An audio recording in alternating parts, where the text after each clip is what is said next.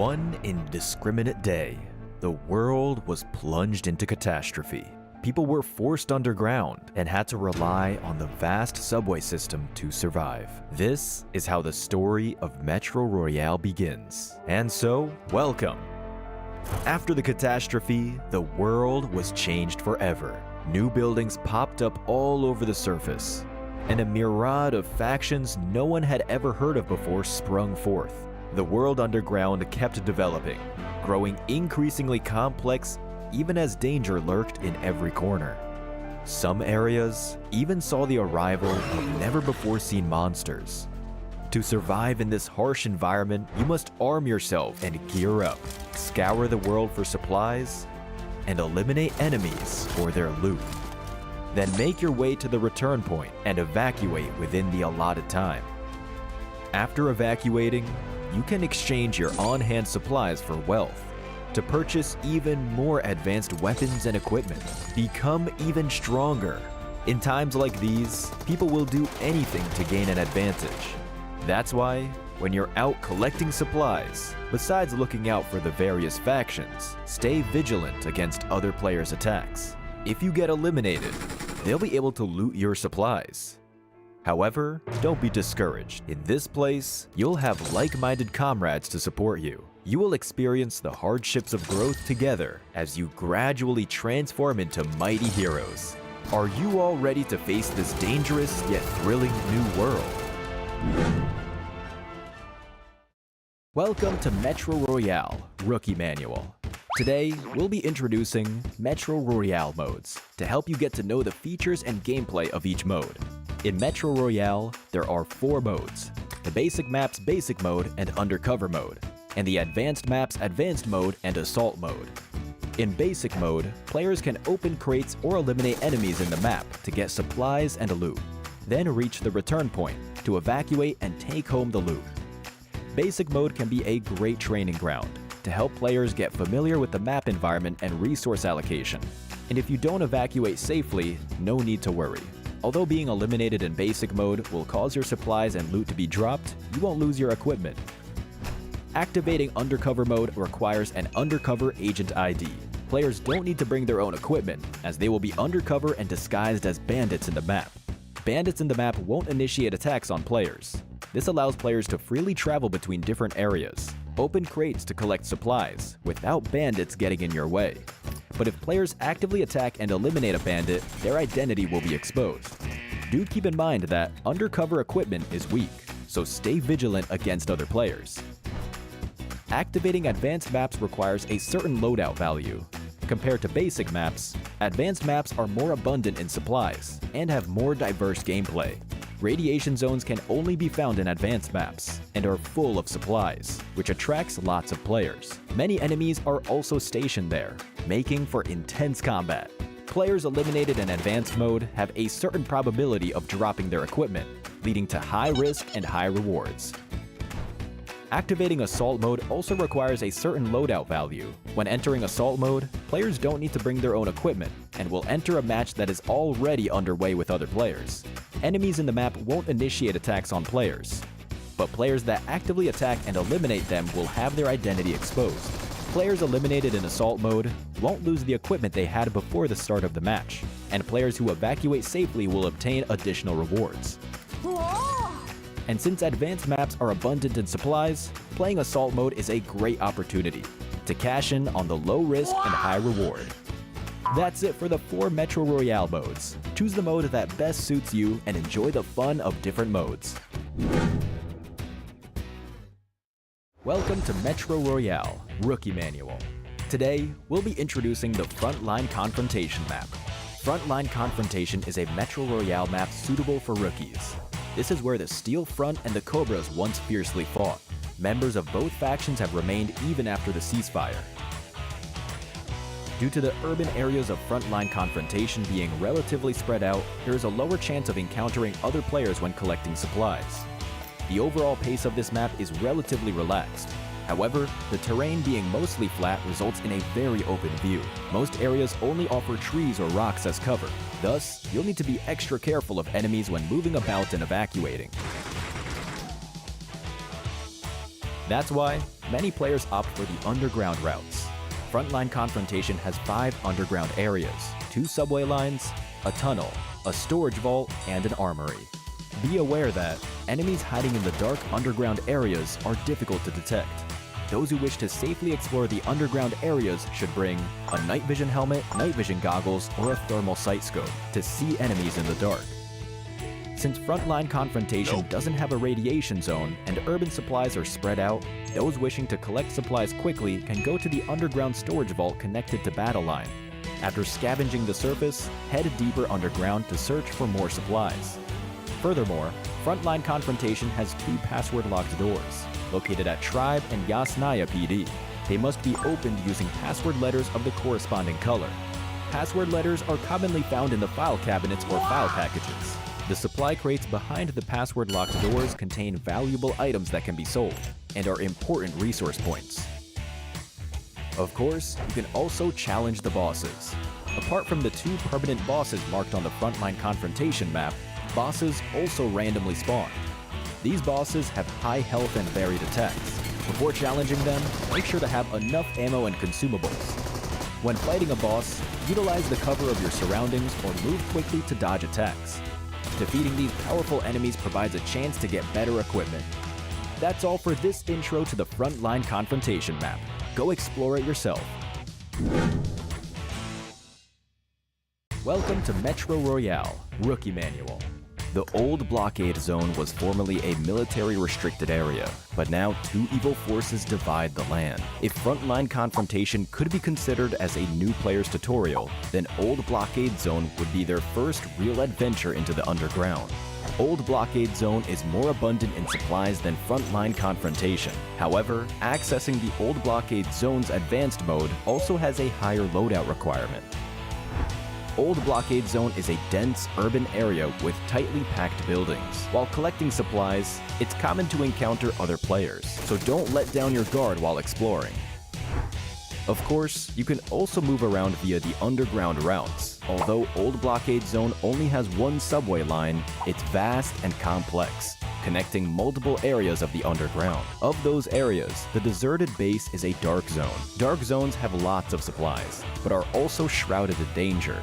Night vision equipment is a must. Continue following the subway line to reach the radiation zone. The radiation zone has the best rewards, but also the most risk. It contains valuable supplies, but is full of radiation and danger. When entering, be ready to face radiation and enemies. Besides the fast procurement of supplies in the radiation zone, Old Blockade Zone also has 3 password-locked doors, blocking you from some high-value sellable items. They're located in the barracks, snake pit, and the underground garage. Password letters of the corresponding color must be used to open the door and obtain the supplies. To obtain better supplies and equipment, you will need to challenge and eliminate bosses. Apart from the 2 permanent bosses marked on the map, there are also a few points that randomly spawn invasion bosses that provide more opportunities to obtain equipment. That's all for this intro to the Old Blockade Zone map. Go explore it yourself. Welcome to Metro Royale, Rookie Manual. Today, we'll be introducing the Misty Port map. Misty Port was originally a small portside town with a pleasant climate, but a few incidents left it a desolate area that is now restricted. Only 2 major forces remain, competing for resources. Misty Port's main activity area is 1,700 by 900 square meters. It has rich and complex terrain, and although the urban resource points are scattered, there are many zip lines around the map connecting to the subway line, allowing you to get around quickly. Because of this, Misty Port's overall battle pace is quite fast and intense. The 2 boss spawn points act as gathering points for battles. Compared to other maps, Misty Port's underground isn't as dark and night vision equipment isn't as necessary. Although the subway line is very long and spans the entire map, those wanting to quickly collect supplies will have to go to the radiation zone, the mine warehouse. The mine warehouse is located in the upper right side of the map. Many mutated enemies lurk there, and the large warehouse lab at the center randomly spawns a mutant boss Variant F who uses fire, or Variant P who spews venom. These mutants guard the warehouse's valuable supplies. Compared to the two previous maps, the high-value sellable items in Misty Port are more common. To quickly get these supplies, you can skip opening crates in the radiation zone and head to the 3 password-locked doors instead. Obtain password letters of the corresponding colors to open them, and obtain the loot within.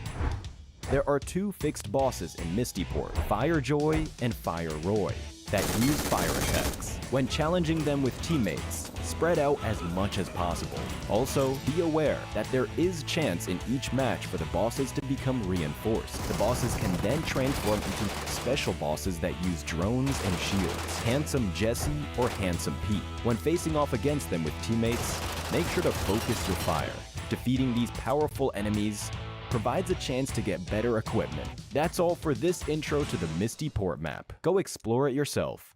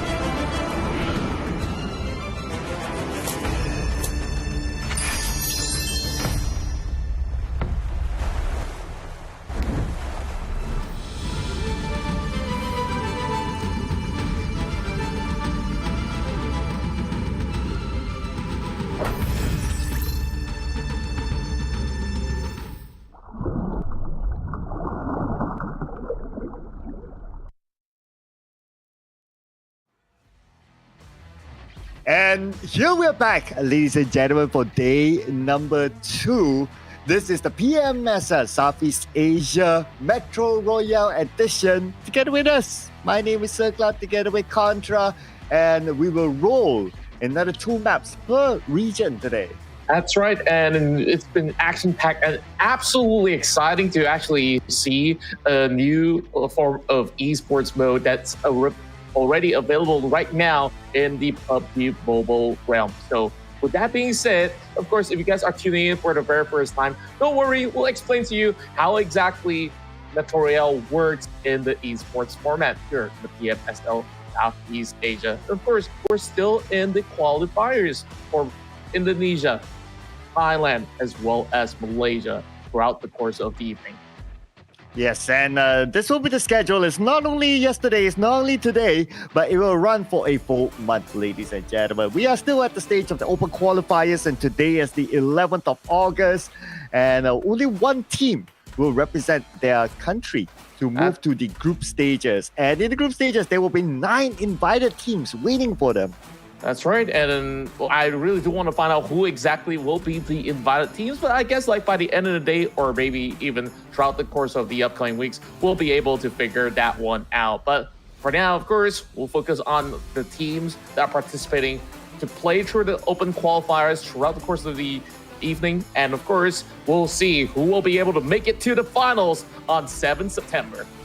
Yeah, so 7th September will be the grand finale where we will decide on who will win and who will take home majority of the prize pool. But for the point system, especially in case if you're new to this, so every round there will be loot value. So these players, the objective is they need to collect those loots. But in case while they're looting, they bump into another team, every elimination of a player from another team will be rewarded with 300,000 points per elimination. The bonus points weekly, well, this will begin next week onwards. As for now, we'll be focusing on to the score points only. That's right. And as much as, it seems jarring to actually see 300,000 per elimination point, it actually adds up in terms of value, but there are plenty of loots to actually take for. But of course, this is the prize breakdown where we got $10,000 on the line, where the first place will be walking away with a lion's share of 1,500, and of course it will be divided all the way throughout the course of these 12 teams to be able to play through the group stage event as well as the finals. And this prize pool is only for the main event. For the qualifiers, there's a UC prize pool up for grabs for these players, ladies and gentlemen. So now this will be the mode introduction. In case you missed out on whatever happened yesterday and today is your first day tuning in and getting to know the Metro Royale format, they will start off with a strategy to move around the map in the most efficient way. So that's number one. If they meet other players, they fight. Pretty straightforward. But what's unique about Metro Royale is that they will need to maximize the loot before getting to the extraction point within 20 minutes. Along the way, they might meet bosses, and bosses, they're tough, but they offer great loot. Yeah, speaking of great loots, they actually do start off with some really great equipments as well. There's level 6 vest as well as helmet to be, of course, obtained by everyone in the lobby, alongside with a backpack level 6 so that they can stock up as many loots as possible. And on top of that, of course, these are just the bare essentials for them to be able to play out in the form of run. They'll be able to still find even other equipments when they go in for those boss challenges, or even eliminating other players who have already gotten just about great enough loot. But with those level 6 gears, it's definitely hard to take down other teams out there, as we will start off today with the Thai qualifiers, where yesterday we see Metro Esports leading the pack with 11 million points. Yeah, without a single elimination. So they have a strategy of focusing on the loot to gain maximum points. But that does not mean that they might not be eliminated. They could be targeted today by other teams in order for them to have a chance to overtake Metro Esports, because only one team will move on to the next round. So to keep an eye on Esther the Strong, 124, or maybe even Summer X, or maybe even check in to try to take out Metro Esports early on so that they have a chance to overtake them. Yeah, meanwhile, of course, if we take a look at the overall charts as well, when it comes down to who have managed to score the wins from the past day, where we had, of course, a lot of all these teams to be playing out. But this are the maps that will be played, where we'll be going into Zombie Uprising as well as Misty Port. We start off with the Thai qualifiers, and then we move on to Malaysia as well as Indonesia. Yeah, so 3 different regions, but only 1 representative per region. So today will be D-Day, ladies and gentlemen, for us to find out who will be your favorite regions and representative to move on to next week. And who's going to be the invited teams? Well, we don't know yet, so we got to keep an eye on that. And for you guys to be updated, of course, do follow the social medias of PUBG Mobile Esports in order for you to get to know the latest updates from Metro Royale and also PMSL, that is. But coming into our first game today, Contra. So we've seen a good amount of games yesterday. What is, to your opinion, the best strategy to play this game? Well, I think like we have seen so many different play styles. There are also surprising factors to be involved in the course of the match as well. So we've seen many teams succeed by just making sure that they stay safe throughout the course of their boss encounters, as well as going in for all these high value loots to be able to move on the match without any form of challenge. But we've also seen other teams that have been able to, have not many high value loots, but they go in for that late engagement and steal other players' loots by the end of it all in order to book out. But of course, you just want to ensure that you will be able to extract by the very end of the game, because there are teams that even gotten like 6-7 million, but they could not really eject off of the map by the end of the run. Yeah, I believe that was in the last game or the second last game yesterday in the Malaysia qualifiers, and it was heartbreaking to see, number 1, a backstab. Number 2, yes, they got the backstab great, but they failed to eject or they failed to evacuate within the 20-minute time limit. And in the final game, I remember Ate came out with a great clutch, but the clutch won't matter if he does not extract himself within 20 minutes as well. So the timer is so important for these teams. Yeah, they gotta ensure that this time they maybe put like an alarm clock or a certain timer for them to be reminded, or just look at the mini map as well as the in-game time. So the moment that you see maybe 12 minutes left on the clock, the cutoff point here is at 10 minutes, because the game duration will always be about 30 minutes or so. But of course, esports setting, we will ensure that everything will be done within the span of 20 minutes. So everything's going to be pretty fair for all the teams to be able to at least set their own targets, right? Are they looking to eliminate other teams in order to deny them any form of points in that particular round? Or are they going to be going in for maybe a little bit more of that stable approach we've seen some certain teams execute? But for most part, very different regions have various play styles, which we saw, the Thais, they have a little flair of their own. Same goes to the Indonesians and Malaysians as well. Yeah, I remember like the Malaysian region in game 1 especially, like the first few minutes you see a lot of fights. And what I did notice as well is that if you're in a standoff, it's not a good idea. Not at all. You waste so much time, while other teams who don't really focus on fights, they go around looting and they get the best out of that round. When you're in a Mexican standoff, you're not looting at all. So if you're locked in with another team, time yourself. If it just takes too much time, well, time to move away. Yeah, that's true. And of course, we're moving into our first match, headed into Zombie Uprising in the Thailand qualifiers here in day 2, match 3. So with only 2 matches remaining, we'll see what the Thai teams have to offer, as we do have Metro Esports to be one of the top teams right now leading the pack, but that will be followed very closely with ETS also looking for a chance to overtake. Wow, look at this, right? Based on the starting points, there are 2 teams on the left side of the map, very close to each other. So one of them here, you see them on screen, 1-2-4, taking this fight straight on, and Rati went down immediately. Oh, so quickly as it goes. And Summer X, they're not going to be backing down from this fight, but this push is not going to be all too efficient, with Onyx already taking point, making sure that he goes in for the revive, but the flanks coming in from Chope B as well. Such a dangerous scenario coming in from both sides of the team. Yeah, we already see casualties here. Darkside is out, and SMR or Summer, they lost 1 player as well, but Onyx knocked down. Oh no, this is looking bad for them. But looks like Summer, they are fighting with another team, and that is Memory Time Esports. Yeah, Memory Time did have a little bit of a rough run heading into day one. And same goes to 124, where they did acquire a whole lot of loot, but they could not exit the match in time as well. So they had certain efforts that was in vain, so they have to make good use of this final 2 rounds. But Summer currently is in quite a pickle, not having much covers and needing to defend against the side of Memory.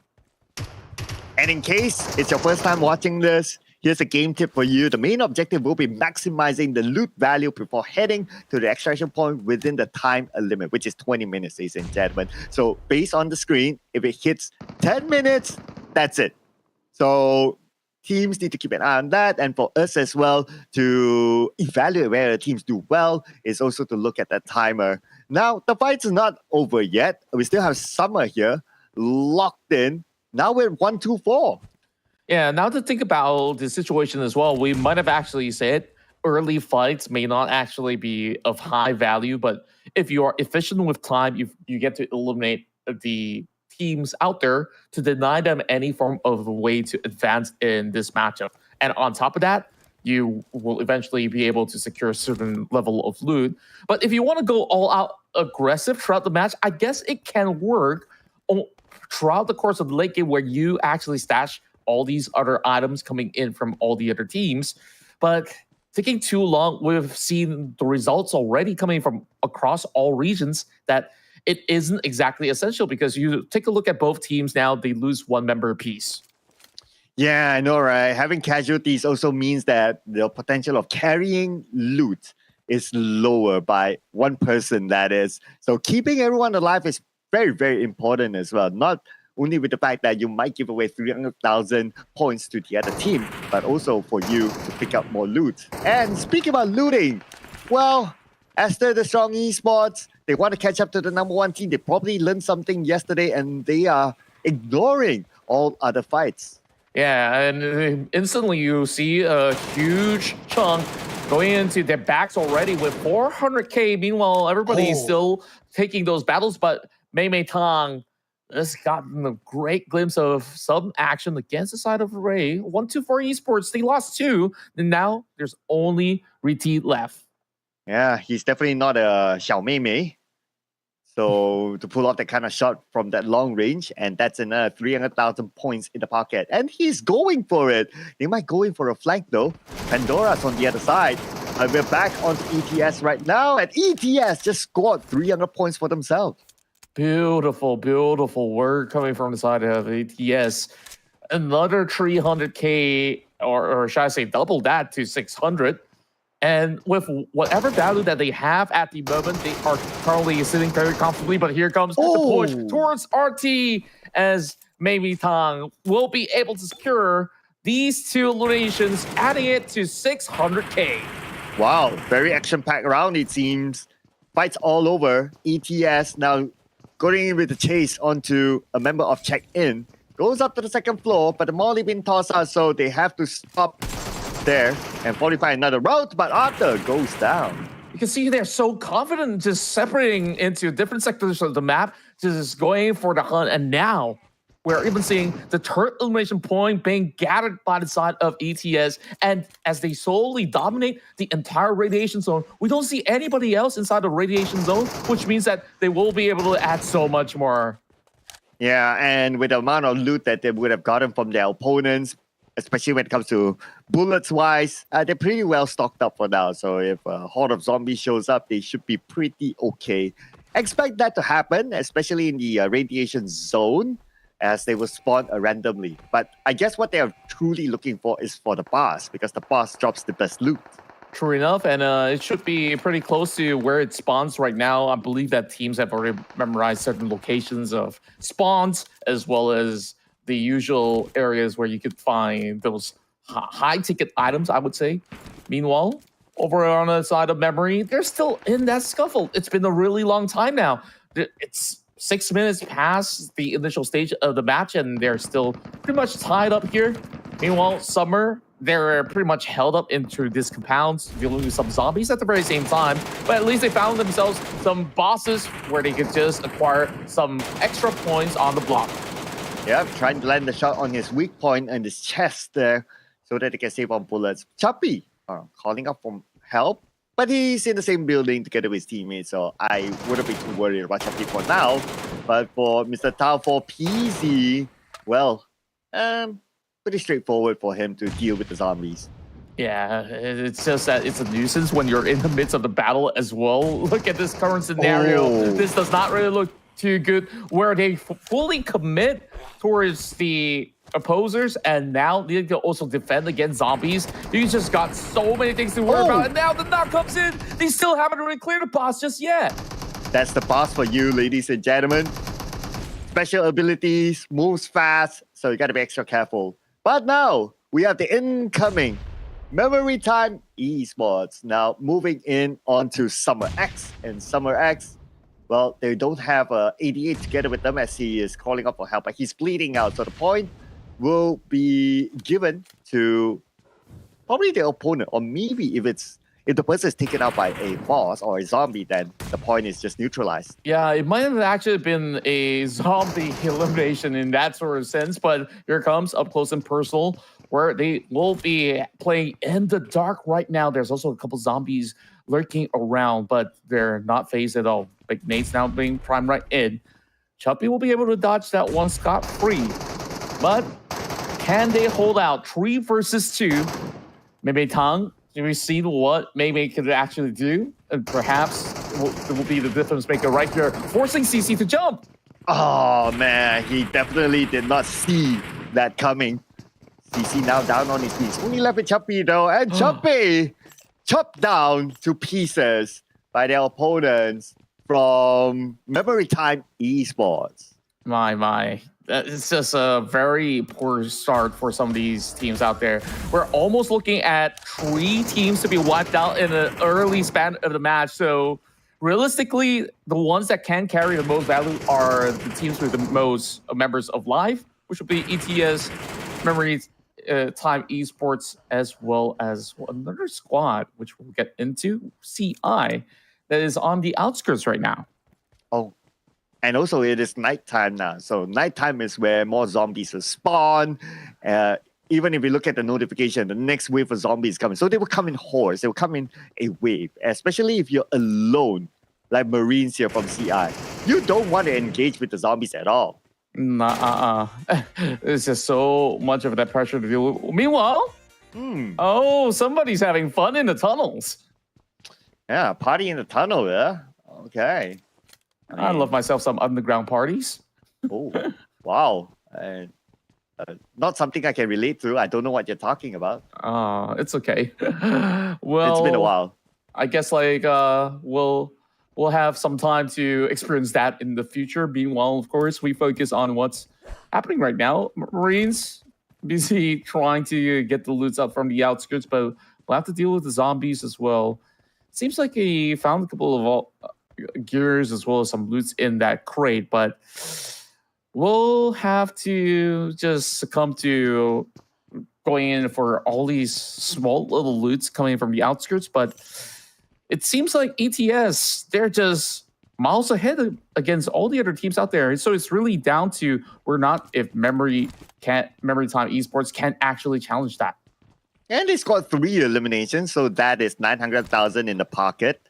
So if you add on 900,000 to the amount that they have right now, it is about 3.5 million. That is property that they can take home. But of course, they have to complete the mission within 20 minutes. Now, speaking about the time, they have about 9 minutes, 50 seconds more. Still plenty of time though. But we've seen that happen yesterday. Plenty of time to loot, but somehow you still miss the timer. Yeah, and this is what they will be very, very wary of as well. But it looks to be that a lot of all these teams are currently scattered with 1 member left on the side of Metro Esports. I wonder how much can the sole member representative of Metro Esports could actually at least hold to perhaps overtake teams like 124 as well as Summer X that's already been out of the game. Yeah, and speaking about being out of the game, Marines, he was running from the zombies earlier on, hoping to not be eliminated by them. There you go. So as you are looting, zombies can still attack you. Obviously, you can still take damage, and it's not about zombies now. Now we do have zombie dogs as well onto him. Oh boy, he's got to get out of there. Thankfully, of course, the vest as well as the hit where everything's pretty much well intact on level 6, level 7. So it should be pretty much all right at the moment. Just making sure that he's safe. You can see that Marines is not ever going to go into the direct center. So with all these small little values that he does add up, can he actually reach at least 1 million is what we want to find out later on. Yeah, I know, right? But we have seen like individuals yesterday being MVPs, right? Coming up with 5 million just by one person. So based out of that, it is possible to carry like 5 million, 7 million as an individual. But if you're alone, the downside is that if there are zombies onto you, how are you going to like fend off the zombies while you loot at the same time? At least if you have your teammates, you can coordinate probably like, okay, 2 players handle the zombies while the other 2 players just focus on the loot, right? I agree. Like, it's such a hindrance where you're busy trying to loot up and you're always going to be disrupted by zombies from time to time. So it isn't exactly the most efficient. Now, we're also looking at the rest of CI needing to exit this tunnel later on. Oh. So what's going to be the ordeal right now? Marines. Oh, he does find himself a huge area play, but we'll see even tougher zombies to deal with. Aha, still running away from the pack of zombies while trying to loot at the same time. As for Esther, the strong Esports, still in the radiation zone, and they're pretty happy looting here. They're already at 4.8 million. Easily they can reach 5 million. And they still have like, what, almost about 7 minutes more to loot. I mean, it's really their game to lose right now. It really is. And right now with 4 million, any team would love to try to take them on, but we saw what really went down when the teams were to challenge ETS inside of that radiation zone. There wasn't even a glimmer of chance being given by these gentlemen. That didn't seem all too gentle in those battles. So I guess like they just really have to make do with whatever else they could find right now. If they could find a boss to challenge, even better. You can actually raise up some of these numbers against ETS because ETS has been extremely efficient from the get-go. And now I guess like it's just going to be a smooth cruise for ETS. Yeah, I guess to a certain extent, they're pretty much prepared to extract themselves, right? So it's more of like now just finding the most efficient loot before they confirm their extraction. And I don't see any other team really challenging them. Okay, except for maybe we're seeing check-in here, moving towards their location.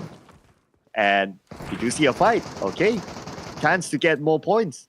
Here we go as they manage to spot that member out. Literally exchanging really strongly. Songhai, despite being sprayed down, you still see that he puts up a strong challenge. So that will actually hold the rest of CI back. Meanwhile, Molotovs are being put all over the corner against Sphinx. So I guess this is where things get a little bit more heated between Check-In and ETS.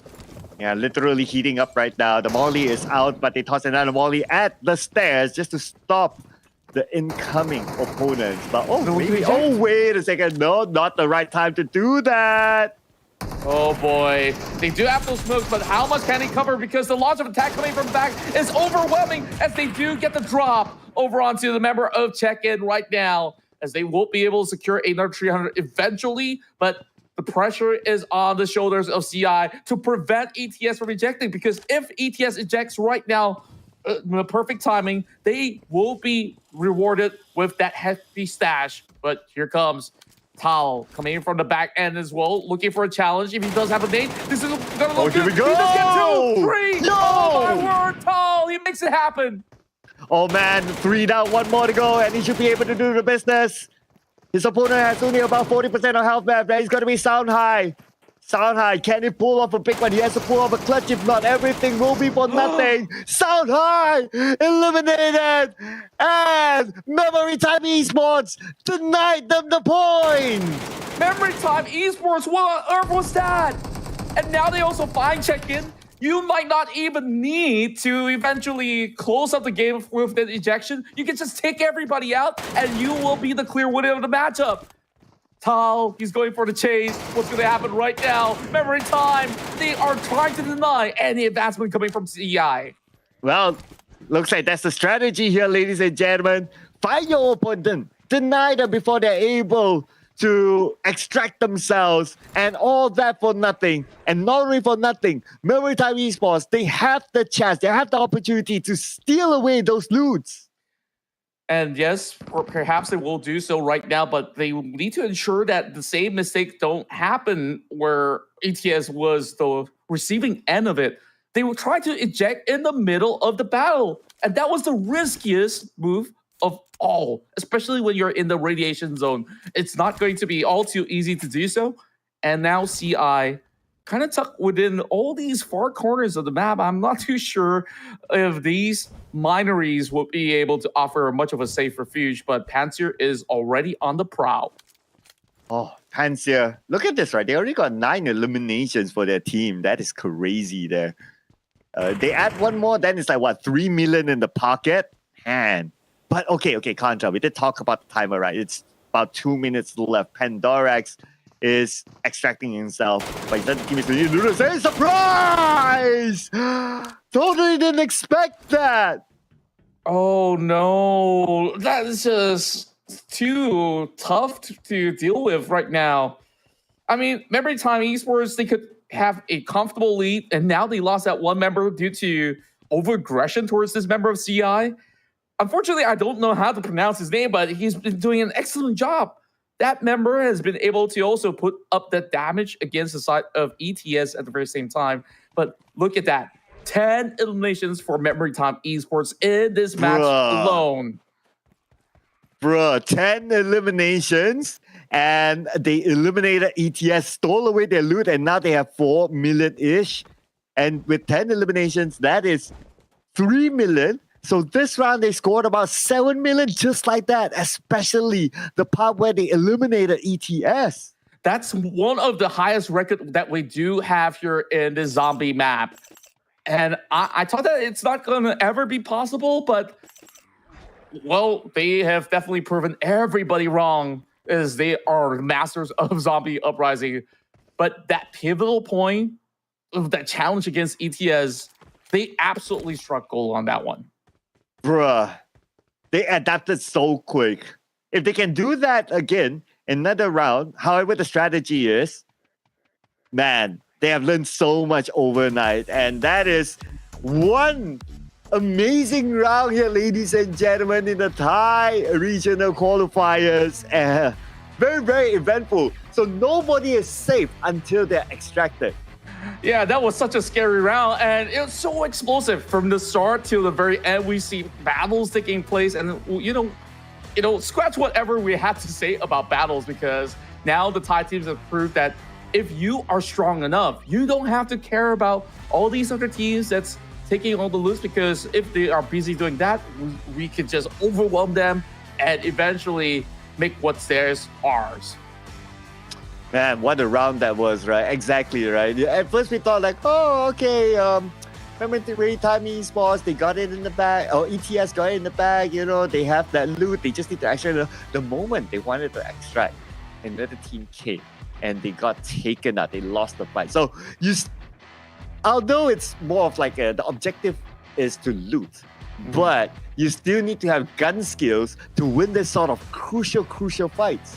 Indeed, and on top of that, there was also another interesting factor that was at play. When you're losing a certain battle between other teams, of course, you're going to be outnumbered. And we saw coming in from Metro Esports, he was forced to play it very safely, looting by the edges.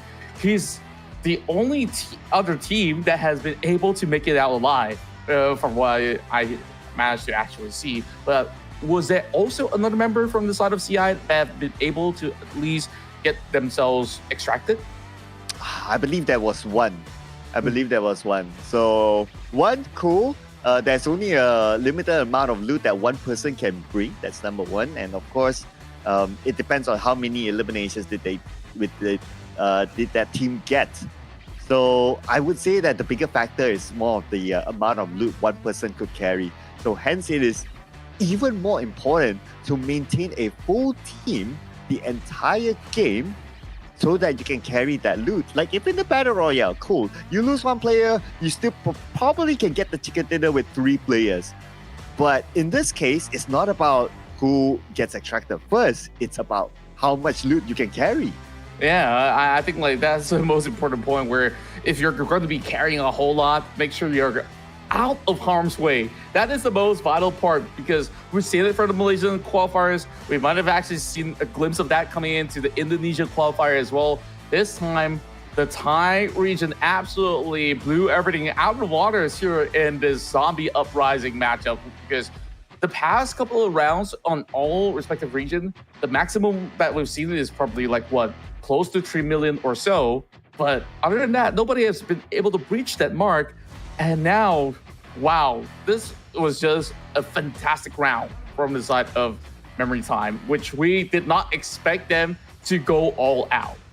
Yeah, with the learnings of yesterday, we can see significant improvement by all the teams. Like they're starting to shape like what needs to be done, probably adapt. Maybe there's no like one single way to play it. And I think we saw that, right? ETS thought maybe, it's one single way to play it. You just avoid fights and then you focus on the loot until another team shows up at the very end of what you're going to do. And unfortunately, they failed to manage the situation. But we're starting to see some shape to how is the best way to play this game mode. And without further ado, ladies and gentlemen, we want to check out the scores from round number 1 of day number 2. And Memory Time Esports, without a doubt, the team that denied ETS scored the highest in this round. Yeah, there is no way that anybody can overtake Memory Time's record right here with that 10 elimination.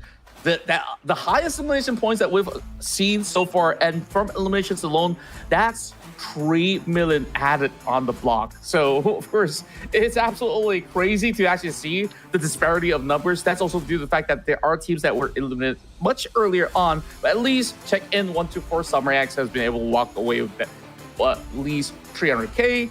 Metro Esports will be able to back 723, whereas as to the Strong, they have secured 4 eliminations, so that will still be 1.2 M for them. I can't wait to see the overalls, right? Like how much of a gap it is. Speaking about the overalls, we'll be going to that later. We'll be celebrating our MVP this round, Mr. Tao for PZ. I guess we'll call him for PZ, I guess. Well, not the highest player earning that we have seen, 3.3 million, but this is one of the highest player eliminations. So this guy is like the fragger for the team. Yeah, and he was also the one that took charge in that battle against ETS, where, you know, that spray through that smoke, that was what gained them that huge victory for the side of Maritime Esports. And then those 3.3 million was just stolen away. Whatever you could take coming in from the side of ETS, they have been able to do so. Dude, that's heartbreaking. It reminds me of those days when I work in an office, you do all the work and someone else takes credit for it. Wow. Seems like somebody is still holding a grudge, heading back to things in the past. But don't worry, at least now in the present, we got a lot of good fortune that will favor everybody that is going to be playing for the entirety of the evening. You guys can also take part in Metro Royale. It's already available on your PUBG Mobile client, so enjoy yourself some matches. But this is, of course, a fantastic round for the rest of Memory Time, as well as Tao for PZ to be the chosen one of the match. Oh, so we are only down to one last game. Now, this is where we really want to see like how big of a gap the points are for these teams. And if you're on the lead, right, I guess the strategy is pretty simple. Avoid everything at all costs. But before we go on to our points tally, I guess we're going to hide the points for now. Yeah, it seems like we're going to hide the overall points for now for dramatic purposes. Oh, it always gets me, right? Like, now we don't really have a clue. And it's even harder for us to count this one because it's in the millions and hundreds and thousands. But of course, this is something that you guys can check out instead. But we also, of course, wait in anticipation, but don't wait any longer to take part in the Airdrop Carnival Pirate Bash, and you can have all day long of a great day where it offers you a whole lot of goodness to explore the Ocean Aussies, new team area, Pirates Booty Island, collect airdrop tokens, and head to Airdrop Carnival in-game event to upgrade your airdrop rate to level 5 for guaranteed set or emote of your choice. And make sure you log on to the game on the 16th to 18th to open your airdrop crate, ladies and gentlemen. But besides the crates, we also have the Galadriel X suit that comes with an advanced upgradable MG3 that is currently available inside the game right now, and it is only in there for a limited amount of time until the 13th of August. So 13th of August, well, that's the deadline. It's only about 2 more days to go, so make sure you guys get this, because that helmet, I can say that time and time again, that helmet is a beauty. Yeah, I think everybody will be really impressed when you do get the chance to wear that level 3 helmet, and wow, it just seems like it glows for some reason. But overall, of course, the Galadriel X2 is only available until the 13th, so that's only 2 more days before it will go off the stores. With it being limited edition, you better, of course, get your UCs ready to get your hands on it. But here we are. Final match for the Thailand qualifiers, and I just got so much more excited into what can go down in this very final battle because of how high the standards have been set by Memory Time in that past round. Yeah, and at this point, we don't really know who is on top. It's a mystery to you, us, and it's not that easy to calculate because the numbers come in the millions. If it was like the Battle Royale mode, the numbers are okay, at most 2 digits, overall at most 3 digits, early 3 digits maybe. It's easier to keep track. But this, I have absolutely no idea. It's just so hard to keep track. So we'll just need to wait and see what happens in the following round. And I guess to a certain extent, if you're the team, you might be keeping track of your own stat and you have that goal, right? So you kind of have an idea of whether we are reaching our goal or not. And if not, what do we do to reach our goal? Maybe take more fights. Perhaps that might just be the case. So when we take a look at a couple of teams that got taken out early, I think they will do whatever it takes to prevent that fight from happening, because they know this is going to be their last chance. If they go out again, they will not qualify, because there's only one team out in Thailand that can make it through, and it is so hard to say. ETS, they kind of dropped the ball on that previous round, so will they execute the same kind of strategies again? Because to me, if I were to look at what really went on, it was not just about the fight. It was more of the decision to extract in the middle of the open. Yeah, I was wondering, is it like a panic move, right? They probably saw another team incoming, and then the first thought is okay guys, let's just go. Rather than, okay, let's move ourselves somewhere else and we extract there. Maybe that could be the case though. The pressure does get to you. Yeah, I think that could very well be the very reason why they kind of dropped the ball right then, because you could either, one, wait it out, where, of course, you do know that the other team does have resources to expend, bullets, and all these grenades and molotovs. You gotta let them utilize all of this, and then only after that, you can either choose to fight back or just try to deploy a later smoke in order to secure themselves, because from what we saw, I believe that once this smoke comes up, they were trying to eject already. That isn't exactly the best case scenario, because if you're going to be an enemy on the enemy side, you want to try your chances to just straight in the smoke. And it does clip onto not 1, not 2, but 3 of their members. And I'm pretty sure the teams are also learning the terrain, right? Because this is not your normal Erangel, Miramar, Sanhor. So terrains are very, very new to all these teams. Do you know if you stay on that rooftop, from that angle, the other hillside, people are able to see you directly, direct shot, and all these sort of factors. So maybe that's also something that the teams will need to shape up as we go throughout this tournament, because that will also kind of decide on where you're going to extract. Like, is there enough cover in that area, or is it a straight line of sight? Yeah, that's a really solid point that you just made out there, because when we take a look at those factory grounds earlier, it wasn't exactly the safest of ways to play, even when you are on the rooftops. If you do understand that other players are over on the bottom side, also do take note that there are other compounds that does have ladders that they can climb up, which was how they were being assaulted at the very first place. So now ETS has probably learned they will have, if they're going to have the same game plan, it's either they look for an alternative extraction point, because that extraction point was not going to cut it. It was just too open of a space for them to even eject off of the match. Yeah, and the thing about when the extraction point happens, right, it will come out with green smoke. So when the green smoke happens, everybody will know that there's an extraction point there. So naturally, if a team is close by, they want to put a bit more focus there. So I think we're starting to see a bit of a pattern here. Like, keep your eye onto extraction points that are deployed by other teams. And if you see that smoke, and if you're able to make it in time, it is your chance to deny away the points, like what we saw earlier. True enough, and on top of that, they always have to ensure that they are absolutely on time in order to make whatever value of their loot possible by the end of the round. Speaking of which, here we are into our second match of the evening. This will be the very final qualifier match for Thailand, as we'll see the spawn of our 6 teams here in the finals. Okay, so pretty similar spawn like before, but this time I noticed that it's not a head-on confrontation, especially on the left side of the map. Now, the 2 teams on the right side of the map there, they have a lot of space to play with, so they'll be pretty glad to be spawning there instead. Yeah, but taking a look at this situation, there is about, 4 teams on the far western plains, and this is not going to be an easy task for them to get out of. Speaking of which, the VS Darkside found themselves the very first takedown, it's first blood already, and there's going to be more to be gained here against Memory Time Esports, and immediately going in for the direct challenge once more.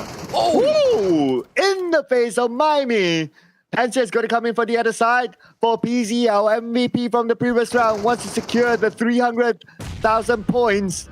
Let's see if he's able to do that up against RT.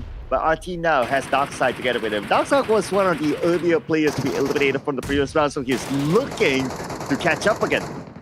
There we go, a full push coming from Darkside, and quickly as he replenishes, he goes for the direct challenge, but it goes out wide in the open. They are fighting against the Chosen One here across the containers, but his back is being turned. He will be taken out. Memory Time Esports with a banger win last round.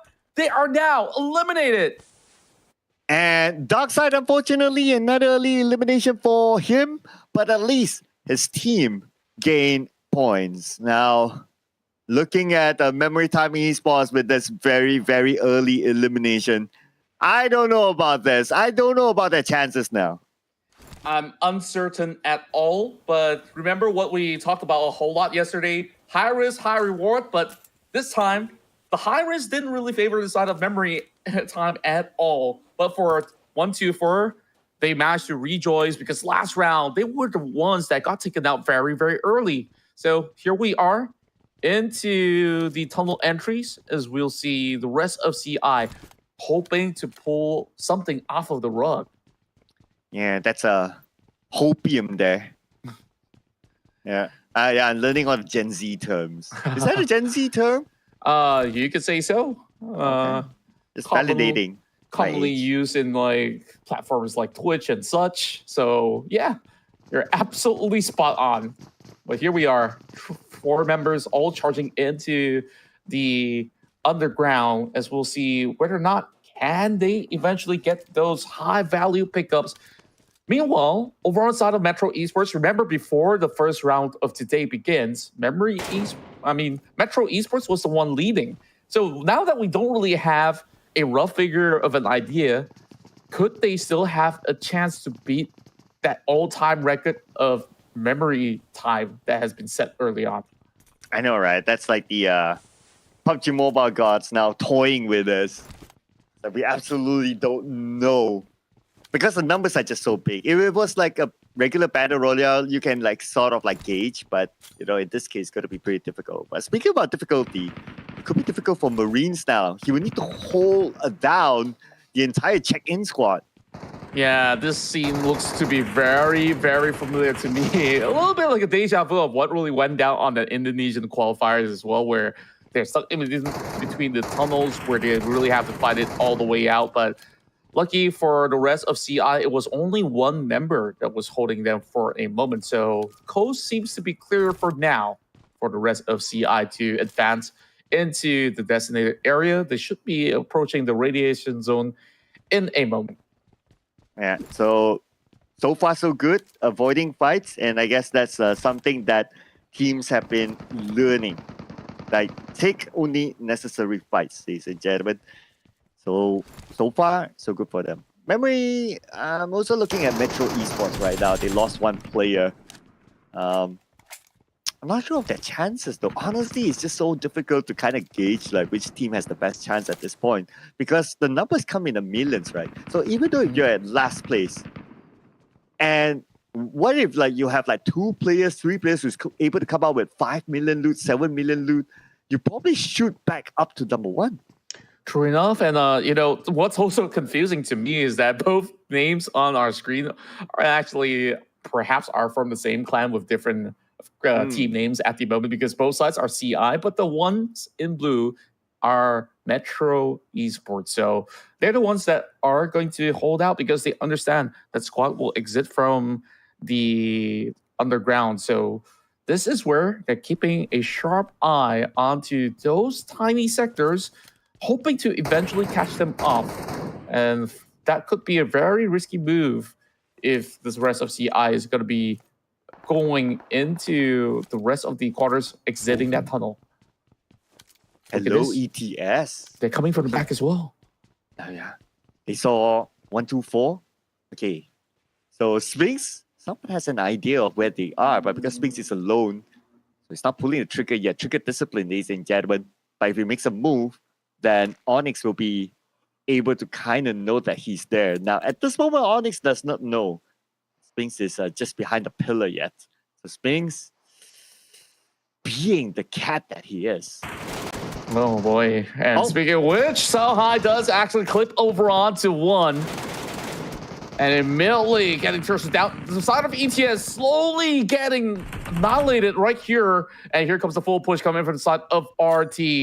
With only 2 members, 1, 2, 4. They are relentless on the assault, looking to take charge, take control, and stash away what ETS has in the back. But with the Molotov, they are absolutely being denied. They can't really run through. Damage being done, but this Big Bang will slowly chip them away. Sauhai, can he actually get out of that area of play? He still survives. One more nade. Sent across. Sauhai is pretty low right now. They're going in for the rush. They know Sauhai is low right now because of the nades, and Sauhai will be fighting back. Wait, what a turn of events. Sauhai, he pulled off a clutch. He managed to turn that one around. Here comes the battle between the side of ME versus CI. These 2 brothers in arms will now have to get all out in the tight area play. But Marines, he pulled off another sick clutch as well. Low ground versus high ground, though. This is not going to be an easy task for the side of Metro Esports. Now holding out against the rest of them. They only got 2 members versus 3. Marine, sir, and Marine. Well, looks like he'll be back to the training ground as he is eliminated. Already 3 teams absolutely annihilated in this round. Oh, it's a total chaos from the tunnels to the radiation zone. They are just so eager to take fights, and the Thai region really have shown us a very different play style where it's really all about making sure that no points will be acquired by all the other squads. Oh, looks like he does open up a perfect chamber of great loots. Let's see what he's got here. Oh, that's going to add up a whole lot. Meanwhile, a rain of nades right over these corners as the battle continues between ETS as well as CI at the moment. Oh man, here's another good amount of points gathered by the hands of ETS. ETS really wants to make this comeback here. They are unhappy of what happened in the previous round, and they're just going all out guns blazing. Just look at this Contra. They have not. They're still a negative. They absolutely did not focus on any loots at all. They just went around the map finding players to shoot. Yeah, and I totally understand certain stances coming from these squads where if they were to actually suffer any form of deficit, you might as well secure at least those 300Ks from elimination. But you don't want to be on that receiving end if you're already fully looted up. Remember the time Esports got out way too early in those couple of scuffles? Now, ETS, perhaps this is their resurgence. This might just be their chance here to once again reclaim that hope, because once we started off the day, we saw they were at number 2. But that past round, it was just a meager number of about, 600K with 2 eliminations? That's kind of about it. Yeah, so, okay, if you kind of think about it, why they do that, it's not... One thing is about them getting the points, like what you mentioned, right? Another thing is just to deny everyone else. Stop them from getting any points. And if other teams don't get points at all, well, who knows? The big comeback might happen. And just to add on to that, right? They will have the entire map for them to loot. True enough. And they have 10 minutes to loot right now. CI is only down to 1 member. And even so, there are still zombies to deal with. And Saha has found the boss as they will work in tandem to try to quickly eliminate it before anything else happens. And there we have it. Well, where exactly is the loot? I wonder. Okay, the zombie bosses have strong, unique skill sets. If you guys have not tried this mode just yet, this is what makes it fun. Yeah, not just PvPing against all the other players. There's always bosses to deal with too. Yeah, PvPing, right? Yep. I like that. So, with the bosses went down, well, that will add to their loot again significantly, for sure. So, now it's a matter of them. If they're able to take out another team, right, then that would be perfect for them. I mean, who else is there to stop them, right? Okay, with 9 minutes more to go, you can do a whole lot. Yeah, there's plenty of supplies to go with. We can actually add up with some of all these attachment is still of value when you actually exit the game with your high-graded weaponry as well. So they gotta also consider the rest of these loots where they picked up along the way, which item has the higher value versus the least value. Meanwhile, Summer X, they're not exactly into going into the direct center of certain matchups, so they are happy looting from the outskirts, doing the safe play, already getting themselves 1.2 up ahead against CI, who's only got about 600K at the moment. That's also without considering the other loot factors involved. Yeah, to the best of my memory, I don't think Summer X is in a strong running to be at number 1. Unless they're able to come up with something huge, like a gigantic amount of loot, then maybe. But with the pace that they're currently going, no eliminations, 1.2 mil, I don't think they'll be able to impact the overalls for themselves that much. I guess the only other way is to really take down ETS. So I guess we shall see if that ever does happen. But Chuppy, let's find the globe out there, gets a couple of stashes, and that will just ensure that there's another 100K added to the block. But I guess this is just going to be what I would still call scrap looting, right? You're not really finding the most value out of the time being given. 7 minutes still on the clock. And also remember this, make it 5 minutes because they got to also ensure that they get to an extraction point at the same time. Yeah, so you add that on, right? They're probably going to be about done. But for Summer X, not too sure what the plan will be for them. I mean, they're not really going into high value loot areas like what you said, right? So they're just going around regular loot. So I don't know about their strategy, or maybe they're like, okay, we're done. But for ETS, we can see them still in the radiation zone going for high value loot. So they know that they want to go and push it. Yeah, they're really pushing it really far, especially you add it with that 5 eliminations on the block. That's already 1.5 million to be added by the end game. So you have roughly an estimated 7 million by the time that they book out, if they do book out much early on. But with 6 minutes on the clock, I'm pretty sure that they're happy to spend much longer of time. But can Juan from CI make the difference here? Because he's really got nothing to lose, right? So might as well go in for perhaps a trade because he can only carry so much by himself. Is that how you pronounce his name? Juan? Perhaps so. I don't know. It looks like WAN to me, but making assumptions just to make my life a little easier. Of course, I hope it offends nobody out there. If you guys do know how to pronounce it, do educate us on that. Yeah, it could probably be a Thai word for all you know, right? So Yeah. maybe let's. Okay, can we patch over to Zephyr? Can you please read it out for us? We need some translation. Oh yeah, If it is a Thai word, that is. Man's probably busy casting the Thai Thai true. region as well, so maybe we'll get it a little bit later. But by then, we're already doing the Indonesia qualifiers too. So here we are.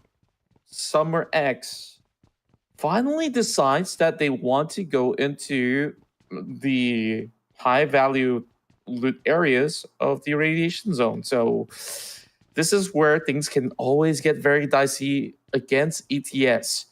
Will the same thing happen twice towards the squad that has backed a lot of loot to only falter to the other hands? It seems like it will be ETS charging through. This setup actually finds Songhai to be clipped down, and now one member left on the edge.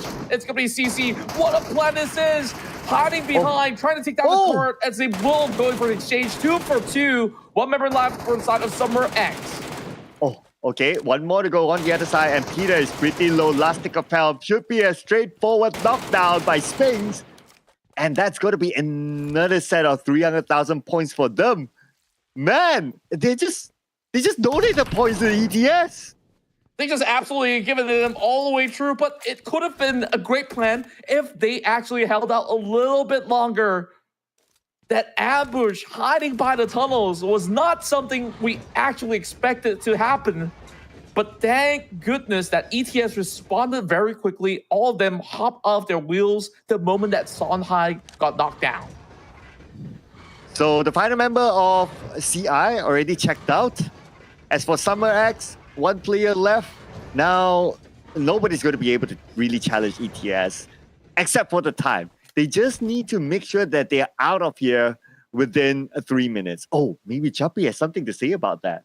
1 versus 4 though, but he could revenge. still make a difference. What if he waits for them at the extraction point, drops some great big grenade, and steals everything away? That oh my goodness. could happen. That could actually happen for Chappie. I'm just taking time to see if it does come to fruition. But Songhai spots him out! Shut eyes! Coming in from Songhai. This guy is seemingly the chosen one to take it all the way home. Now it's all about ETS going to the extraction point to back the big win that they absolutely deserve. Yeah, I mean, 3 minutes, cool. They should have enough time. I mean, nobody's going to challenge them. Not even the zombies are able to do much since they have a full squad. They can manage it as a team. So, yeah, it's just a matter of time right now till they cash in on their loot. And also, they have 9 eliminations. So, with that, well, okay, they started the day at 2nd place. So, we don't know if they have done enough because in the previous round, their hearts were broken. My. In looking at this current standpoint, of course, with memory time having a big number from that past round, perhaps this could be overtaken because we're looking at 6 million point tree. And with those 9 elimination points, they still got 2 more minutes to go. Whether if they can find a couple more stuff by the corners of the map, well, is yet to be seen. But I believe that this is just about good enough for ETS to secure a high-value victory. Yeah, and come on, you don't really need to pop that smoke. So I guess it's just a matter of SOP. to a certain extent.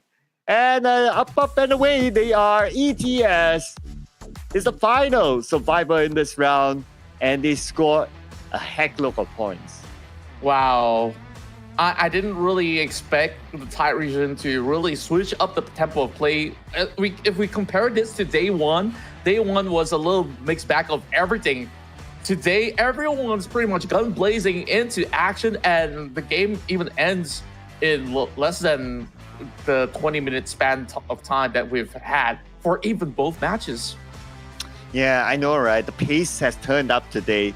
And who knows how much the pace will continue to turn up like next week onwards, right? Because teams would have more data, they would have had more experience playing this sort of lobby. So it will be really interesting to see what will happen next week as well. This mode is really starting to shape up to be something that is really interesting, I must say, with the amount of potential plot twists and action that can happen in the map. Yeah, true enough. And now back to the question, right? Who exactly will be the sole representative of Thailand to make it all the way through? Because if we look at all these teams, they have the skills of a superstar. You take a look at ETS, they know their priorities, right? They always at least stash in about 5 million per round in terms of the value of loot. It's just that whether or not can they win those battles. And you look at the rest of the squads, like even Memory Time, they can actually put up such a good showing, even when they're on the deficit, in order to really capitalize on a squad by the tail end of these matches. So whoever that Thailand is going to be sending, I'm pretty sure that the Thai side will be very proud of them. Yeah, looking at how they perform, I absolutely have to agree with that. Like they will be one of the challengers for maybe the title. But to be fair, we have not seen the Indonesian region and Malaysian region yet, so they could pop up with something as well. But based on what the Thai teams have done, I mean, it's not only like Memory Thai Esports or even Esther the Strong Esports. Every single team seems like they have shaped up something and they play a lot better than yesterday. Yeah, they absolutely were shining stars heading into today's matchups overall. So with all this effort being put right in the right moment as well, like things cannot get any better for the side of ETS at the very least to really close off in high flying colors to really match the type of result that Memory Time did have. I would say like from even yesterday's matches, of course, even teams like 1-2-4, they have glimmer of their own moments, including Summer X that have done pretty okay at the very least. But you did mention that, you know, there were instances where these teams don't really check out extracting in time. Those minor mistakes were actually very costly for certain squads out there. But hey, they didn't really sulk over it because it really felt like everybody is pretty much putting their A game today. Yeah, the comeback is possible as well. The comeback, the plot twist, and it seems like there's a different strategy for different scenarios. Like, oh, we need to come back. We'll do this. We need to. We don't need to come back. Like we're in the lead. Okay, we'll do this, and so on and so forth. So that is the things that are shaping so far in just day number 2 of our qualifiers. But here are the points here. Okay, this is only the match ranking points. Overall points will determine who will go on next. Take a look at this, Sir Cloud. A hefty chunk, 9 million on the block with a little something extra as well. Meanwhile, check-in comes in at number 2 with 2.3 mil to be able to at least score the second highest in our match being concluded. 1-2-4 walks away with 4 elimination points that will secure them 1.2 million. Meanwhile, it's 300k apiece for Memory Time and Metro Esports. While Summer X, you know, they were well and alive for most part of the match, but they didn't manage to even get ending out at with Chuppy's final last-ditch effort against the rest of ETS. They won't receive any points, so I would say at least that's for certain that Summer X will not be the ones to go through. But for the rest of these squads, oh, this is a tough ordeal. Who's it gonna be? Yeah, it's so hard to tell, right? Just because we weren't shown the overalls in the previous round for dramatic purposes, of course, ladies and gentlemen. But okay, before we go on to that, we're going to celebrate Benz as the MVP this round. 2.9 mil, not the biggest of numbers, but then again, he is the bigger contributor of them all.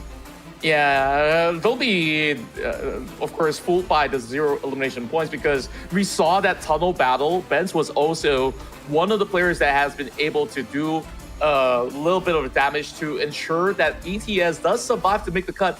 If CI would be able to actually win that trade out, that could have been a very, very different story into what really went on into this match. But here we are in the overall rankings. It will be Stir the Strong that will be your Thai representative heading into the group stages. Not the highest of team earnings, but also not too far from Metro Esports. But they have the most eliminations, 17 eliminations. That is a lot of points that are collected by them only through eliminations. So if I were to do the math here, it is 5.1 million just through eliminations. Imagine if they didn't get the 17 eliminations. Imagine if it's 0, they would be at second place. Yeah, but look at the team with such a caliber. You know that they will be at least be able to score a couple of all these takedowns in these matches. As ETS are looking very, very confident, they will eventually be playing a whole lot more matches with the invited teams to be joining us in these upcoming weeks. So congratulations to Esther the Strong. They are absolutely the well-deserving victors in that matchup. Now that that is concluded, I believe that we'll get ourselves ready for the Indonesian qualifiers.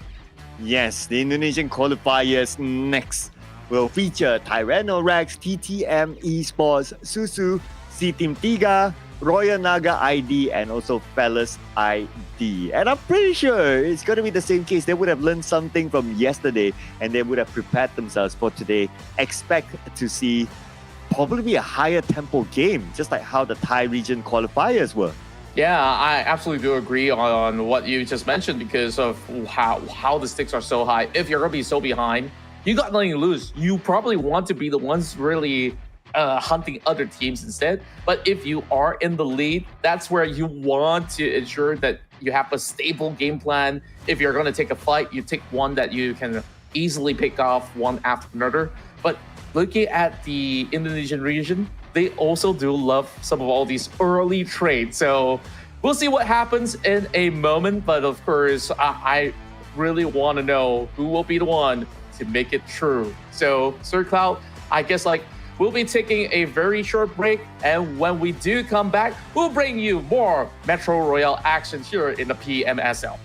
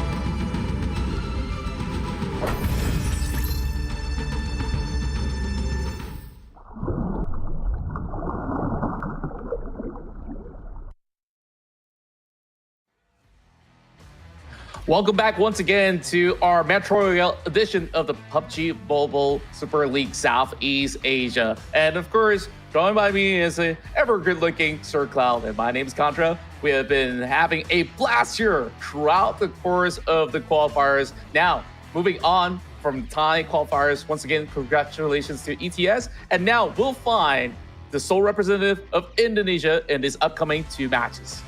Yeah, Indonesia will be playing next, and it will feature, again, to introduce the teams, Tyrannorex, TTM Esports, Susu, C Team Tiga, Royal Naga ID, and Palace ID. Now, we've seen plot twists earlier on. Who knows what might come up in the Indonesian region? And we know in the Battle Royale mode of the world of PUBG Mobile, Indonesian region dominates Southeast Asia. Yeah, and of course, there were also glimpses of even in the past, Thai regions to be really outstanding in those global tournaments. But now that it's Battle Royale mode, I want to see how the power levels kind of match up. But the Indo region, they absolutely love to brawl, and this is going to be absolutely exciting. But yesterday, we saw certain instances where the brawls kind of take a little far too long, which resulted in teams unable to cash out on whatever loots that they had to get to the extraction point. I hope that this does not happen again, because teams have now learned their lesson. The Thais definitely do. So hopefully, we get a little bit more of a cleaner action, a little bit more precise when it comes down to striking down your opponents. But as it stands right now, it's Royal Naga ID that is having the highest of margins to hold that #1 spot, but following closely is C Team Tiga. Yes, and followed by Tyrannorex with about 7.7 million, and then we have Palace ID 6.5 million. TTM Esports and Susu, unfortunately, only 300,000. So if they want a shot at the #1 spot, they have to come up big. Is it possible? I would still say yes, because there's still a chance that they can eliminate the top contenders as of now to try to overtake them by maybe stealing away their loot towards the end. Yeah, I absolutely agree on that point, because we saw that past round that was won by teams like ETS. One round could hold up to a value of 7 million and above if you have that perfect execution. And of course, you guys can also hunt out for your own treasure by joining the Airdrop Carnival Party Powered Bash and have a great day. Yes, have a great day. I really like the puns there. I see what you do here with the graphics.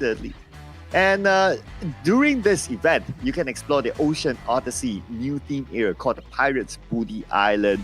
And in this event as well, you can collect airdrop tokens. You head on to the Airdrop Carnival in-game event, and you can upgrade your airdrop crate to level 5 to guarantee yourself a set or emote of your choice. Make sure you log into the game during 16 to 18 of August to open your airdrop crate.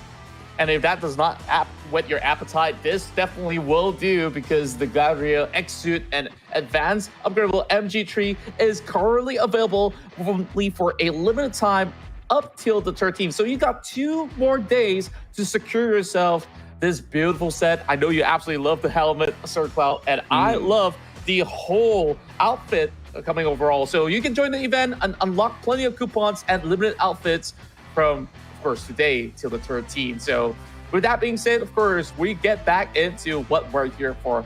Metro Royale action. Some of the viewers are absolutely excited already to see what can go down in some of these battles. The huge turn of events within a span of that 20 minutes can absolutely blow us off of our seats. Yeah, just like how just like how the viewers are excited for the next round. I can understand that you're excited with the Galadier X-Suit. I mean, it's a waifu at the end of the day, so I totally get it. But okay, Indonesian region. If we make a comparison with the Thai regions before today's game start, right? The points are tighter than the Thai region.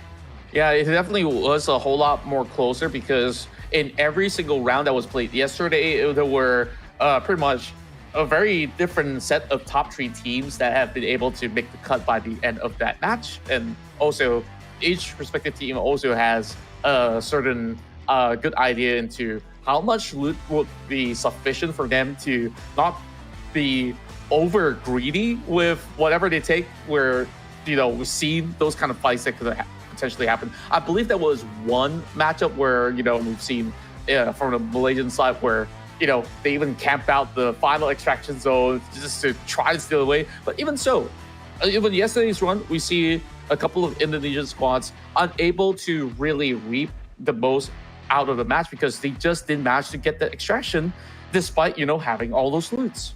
Yeah, not in time. So today, as of the Thai regions, they managed their time well. So every team that is still alive managed to make it out within the 20-minute time frame.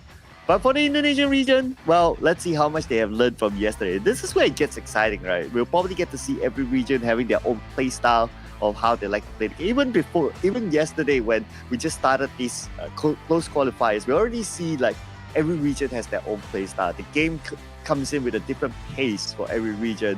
I would expect a different type of showing for the Indonesian region. And even though they collected a good amount of points yesterday for almost every team, right? But this is where they will start to like try to probably cancel out each other. Yeah, and I think that will be pretty much the trend here in the early game, especially when you do know that everybody has a certain spawn location by the edge of the map. Like, you can just cut through some of these corners and start hunting out because everyone's equipped with all these gears that are ready to just go all out. Despite us looking at gears like level 6 vest as well as the headwear, it really felt that all these players were super sharp. Like, the moment that they spot somebody, they just clip the entire magazine and will be just going in for all these early eliminations. But in essence, if you were just to go onto some of your normal matches, you know how difficult it is to actually even try to take somebody down.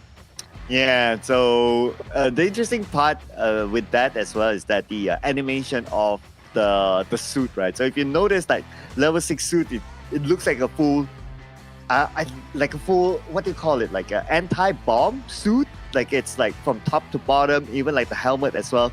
But if the suit gets shredded down, they will need to go back to their whatever they're wearing inside, which is whatever skins that they put on. So you can see on screen as well, like, are their suits okay or not, or do they still have it or not? Because if they don't have it, then, well, we saw what sort of damage like the weapons in this mode does.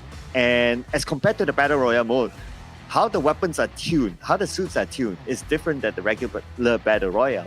Yeah, it's so much more interesting because of how you could basically upgrade some of all your gears as well before hitting into the match. But for, of course, the fairness of all the competitors here, everyone's given pretty much the same set where pretty much they're all decked out. As compared to, when you're playing into normal lobbies, that's where you will, of course, have a whole lot of fun upgrading your favorite weapon as well as whatever you want to bring alongside in order for you to get the best of advantages in your match. So try it out if you haven't tried Metro Royale already. It has been around for, quite a while, I would say. So definitely still considered very fresh when it comes down to this specific team that they've been able to set with two maps ready to play. Yeah, he has been in the game for quite a while now. But of course, the esports mode is new, and inside the regular game, you don't have a point system. Your objective is to gather loot, and then bring it back, you cash it in, and then you buy new weapons, and then you kind of like rinse and repeat until you reach a certain point that you're able to take more fights with teams. But we are going into our first game of the Indonesia qualifiers, and we'll be playing round number 1 in Zombie Uprising.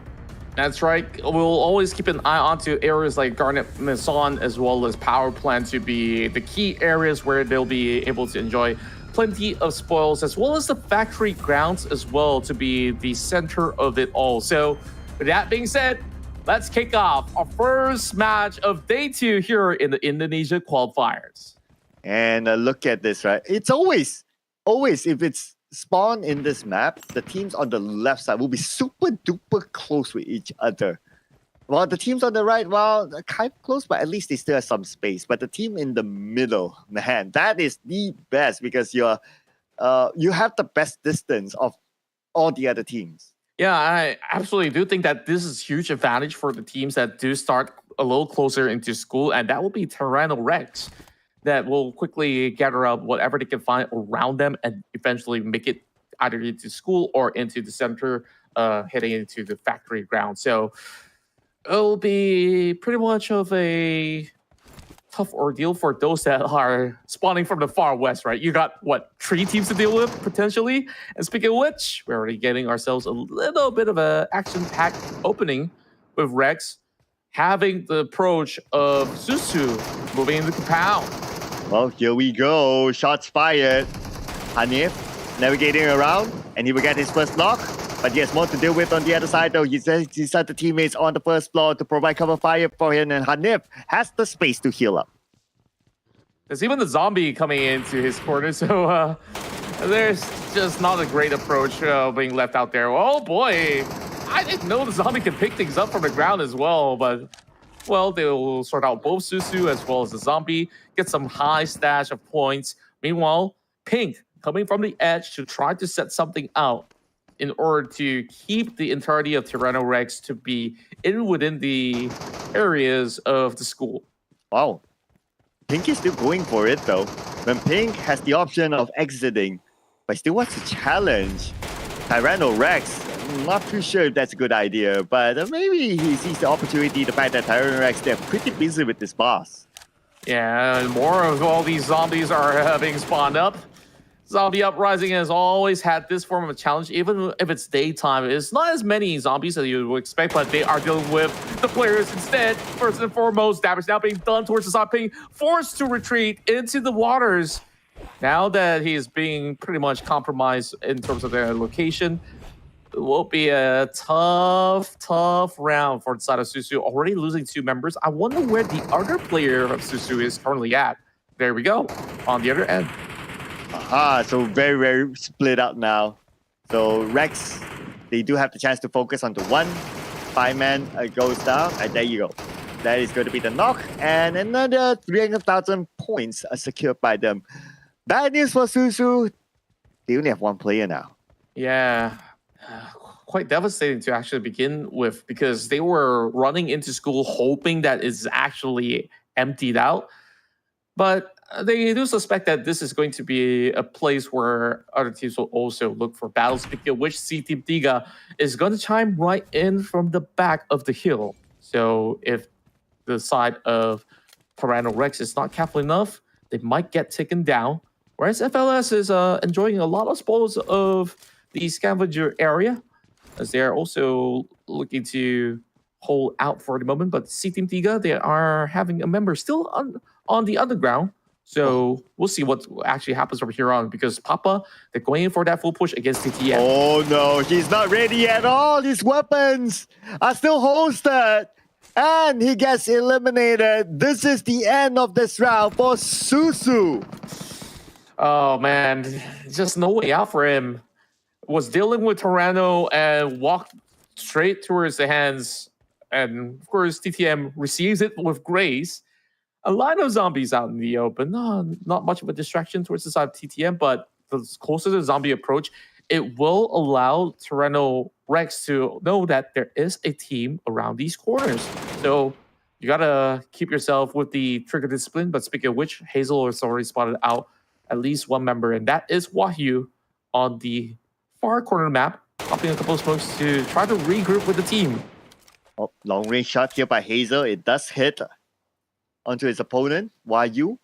Wahyu down to 50% of health. He's probably healing up right now. His other teammates need to come by to provide backup to him. The smoke is being deployed, and he's praying hard right now. And so far, so good. Able to get away. Yeah, very clean work coming in from Tyranno Rex, especially not only getting trades absolutely right, but also have been able to take down a boss in the middle of school. So they are currently valued at 600k. Meanwhile, Hanif is still going on for this launch of an approach on the flank side as he tries to also close the distance against the rest of TTM. Tyranno Rex, very confident. after winning the earlier fight. So it looks like they're bringing that confidence towards the second fight right now, and they have to fight back. It doesn't help the fact that zombies are spawning around them. They're absolutely surrounded though. Where exactly can the rest of TTM actually go from here on? They're just trying to go for a long retreat as it's approaching nighttime, or should I say even the evening. Many zombies are now out in the open, so teams probably will want to consider moving into a radiation zone to get those high value loots. Gondrong though, holding out. And then slots out the member running across. Only doing some chip damage over onto the player of Rex at the moment, but at least they finally found themselves a couple of walls to work with. But the moment he turned his back, Zexy has some really sexy shots coming from the top. Wow. And plus, he did turn his back on his opponent. So that is one of those moves that he probably would have wished that he didn't do. But now the chance will be taken by Tyrannal Rex. They will start to rush in. The revive did kick in, so they are back as a 4. But Hani not having a good time, particularly with the zombies. Yeah, and they are just making sure that they survive. They are just going to hightail out of the situation. But Prab has been caught out. This is a different scenario here for the side of FLS. FLS now loses 1. I don't see any way that they could actually get any help towards the other side of Pram. So, C-Team Tiga, they have been sneakily taking out players on the edges here. But I really do wonder, this is a very different approach coming from the side of Fellas as compared to what we saw yesterday. They were basically having a whole lot of looting phase into the central zones, but teams, they're just so much more interested in taking all these fights. I know, right? Like, they're really not letting each other go. Look at this. Even though they have an exit point, but they still want to take this fight. But Gondrong probably wants to save Wayu. Wayu is still bleeding out. Hanif sends a molly on to Gondrong's side, so now Gondrong cannot show himself. He has to retreat. And he's the only one left. The rest have been picked off by the side of Tyranno, so I guess there's only one option available. You can't go up against a full squad. So the only way is just getting as far as you can from the rest of the side of T-Rex. But the T-Rex will continue on with their assault. Gondrong already had his level 6 vest all torn up. It's not looking good. And now only hugging by the corner wall comes with a jump shot, and Hanif finds it. Yep, Gondrong tried to do the jump shot against Hanif. Oh, Hanif, no time to shoot boxes, okay? You got zombies behind you, dude. Yeah, immediately has to turn around. Now I'm looking at his ammo, right? 262 in the chamber. He cannot expand all his ammos on the zombies. Yeah, and whatever that's left is probably going to be good enough for a fight, but thank goodness there are, of course, loot crates coming from the defeated enemies for them to just pick it all up once more. So there, 400 over to restock that 762 bullets. So I guess that's our answer. Meanwhile, Awalt dealing with the boss alone, getting some swing stuff, but he's dodging all of the hits. And now getting himself pretty much healthy and alive, though he did actually got punched through. So the rest of Team Tiga, they should be able to take down this boss. Focus fire, pretty straightforward, and the boss is out. But they have to deal with the other minions right now. Since all of them are here, so it should be a pretty straightforward cleanup for them. They just need to find the time and space to loot those boxes. Sure enough, Armstrong, actually, will just ensure that he keeps the zombies at bay while the rest of the team will be able to just secure the high value loot. Now, that will increase the value for the side of C-Team Tiga, only this for the side a bit. Somehow they're holding into this bunker where zombies are just charging through the door. I'm not sure if they have actually gotten to the boxes yet, but I believe they will do so right now. And they're also praying for daytime to appear. But it seems like they have cleared off all the zombies, so they're okay for now. Until maybe more zombies spawn, or if they move to another area, then the zombies might come looking for them again to seek revenge for the fallen teammates. Well, if it's a team that zombies make. But anyway, good stuff from them. So now with this loot, C-Team Tiga, they're still sitting at number 4 is 600k, but after looting, maybe they'll be able to shoot up to more than 1 million. It should be very, very possible. And now you only have 4 more teams left available. Oh boy, tight corner. The moment Shadow activates the boxes, it comes storming. I mean, might want to consider closing the door, perhaps. Not necessary. Okay, good enough. Well, here's another one. Awkward situations like that do happen, but Shadow defending very, very well. Yeah, ain't nobody got time to close doors, but might as well loot up. So this is one of the high value loot areas. We did see this area being unlocked in the previous round, so that just shows that teams are discovering some of the more efficient areas to loot with. Looking on the loot that he has, a couple of new weapons, so it's pretty sweet there. At least it gives him a few more options on what to take in for the rest of the round. Yeah, well, they can definitely consider whether to make the switch, because ideally you still want to stick to the same bullets as well, because I saw that was like a QBU in the crate, which isn't exactly too far off of what is being offered with the default Mark 14 that each player has already hold on this primary or secondary. And of course, once again, if you guys are new to the game, Metro Royale, you got to bring all your loot back to the lobby using 1 out of the 2 extraction points. So, of course, you got to also spot out which extraction point you need to utilize to head out of the matchup. Now, Naga, inside of the radiation zone so far, has got some of the highest value at the moment. Yeah, 4.3 mil right now, without any eliminations. So they're sticking to this sort of strategy for now, that is.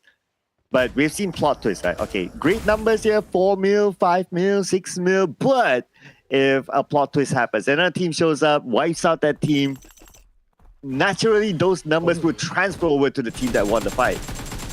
True enough. Meanwhile, there is going to be an ongoing boss battle in there, while the rest of Tyranno Rex, they haven't exactly leave the school, it seems.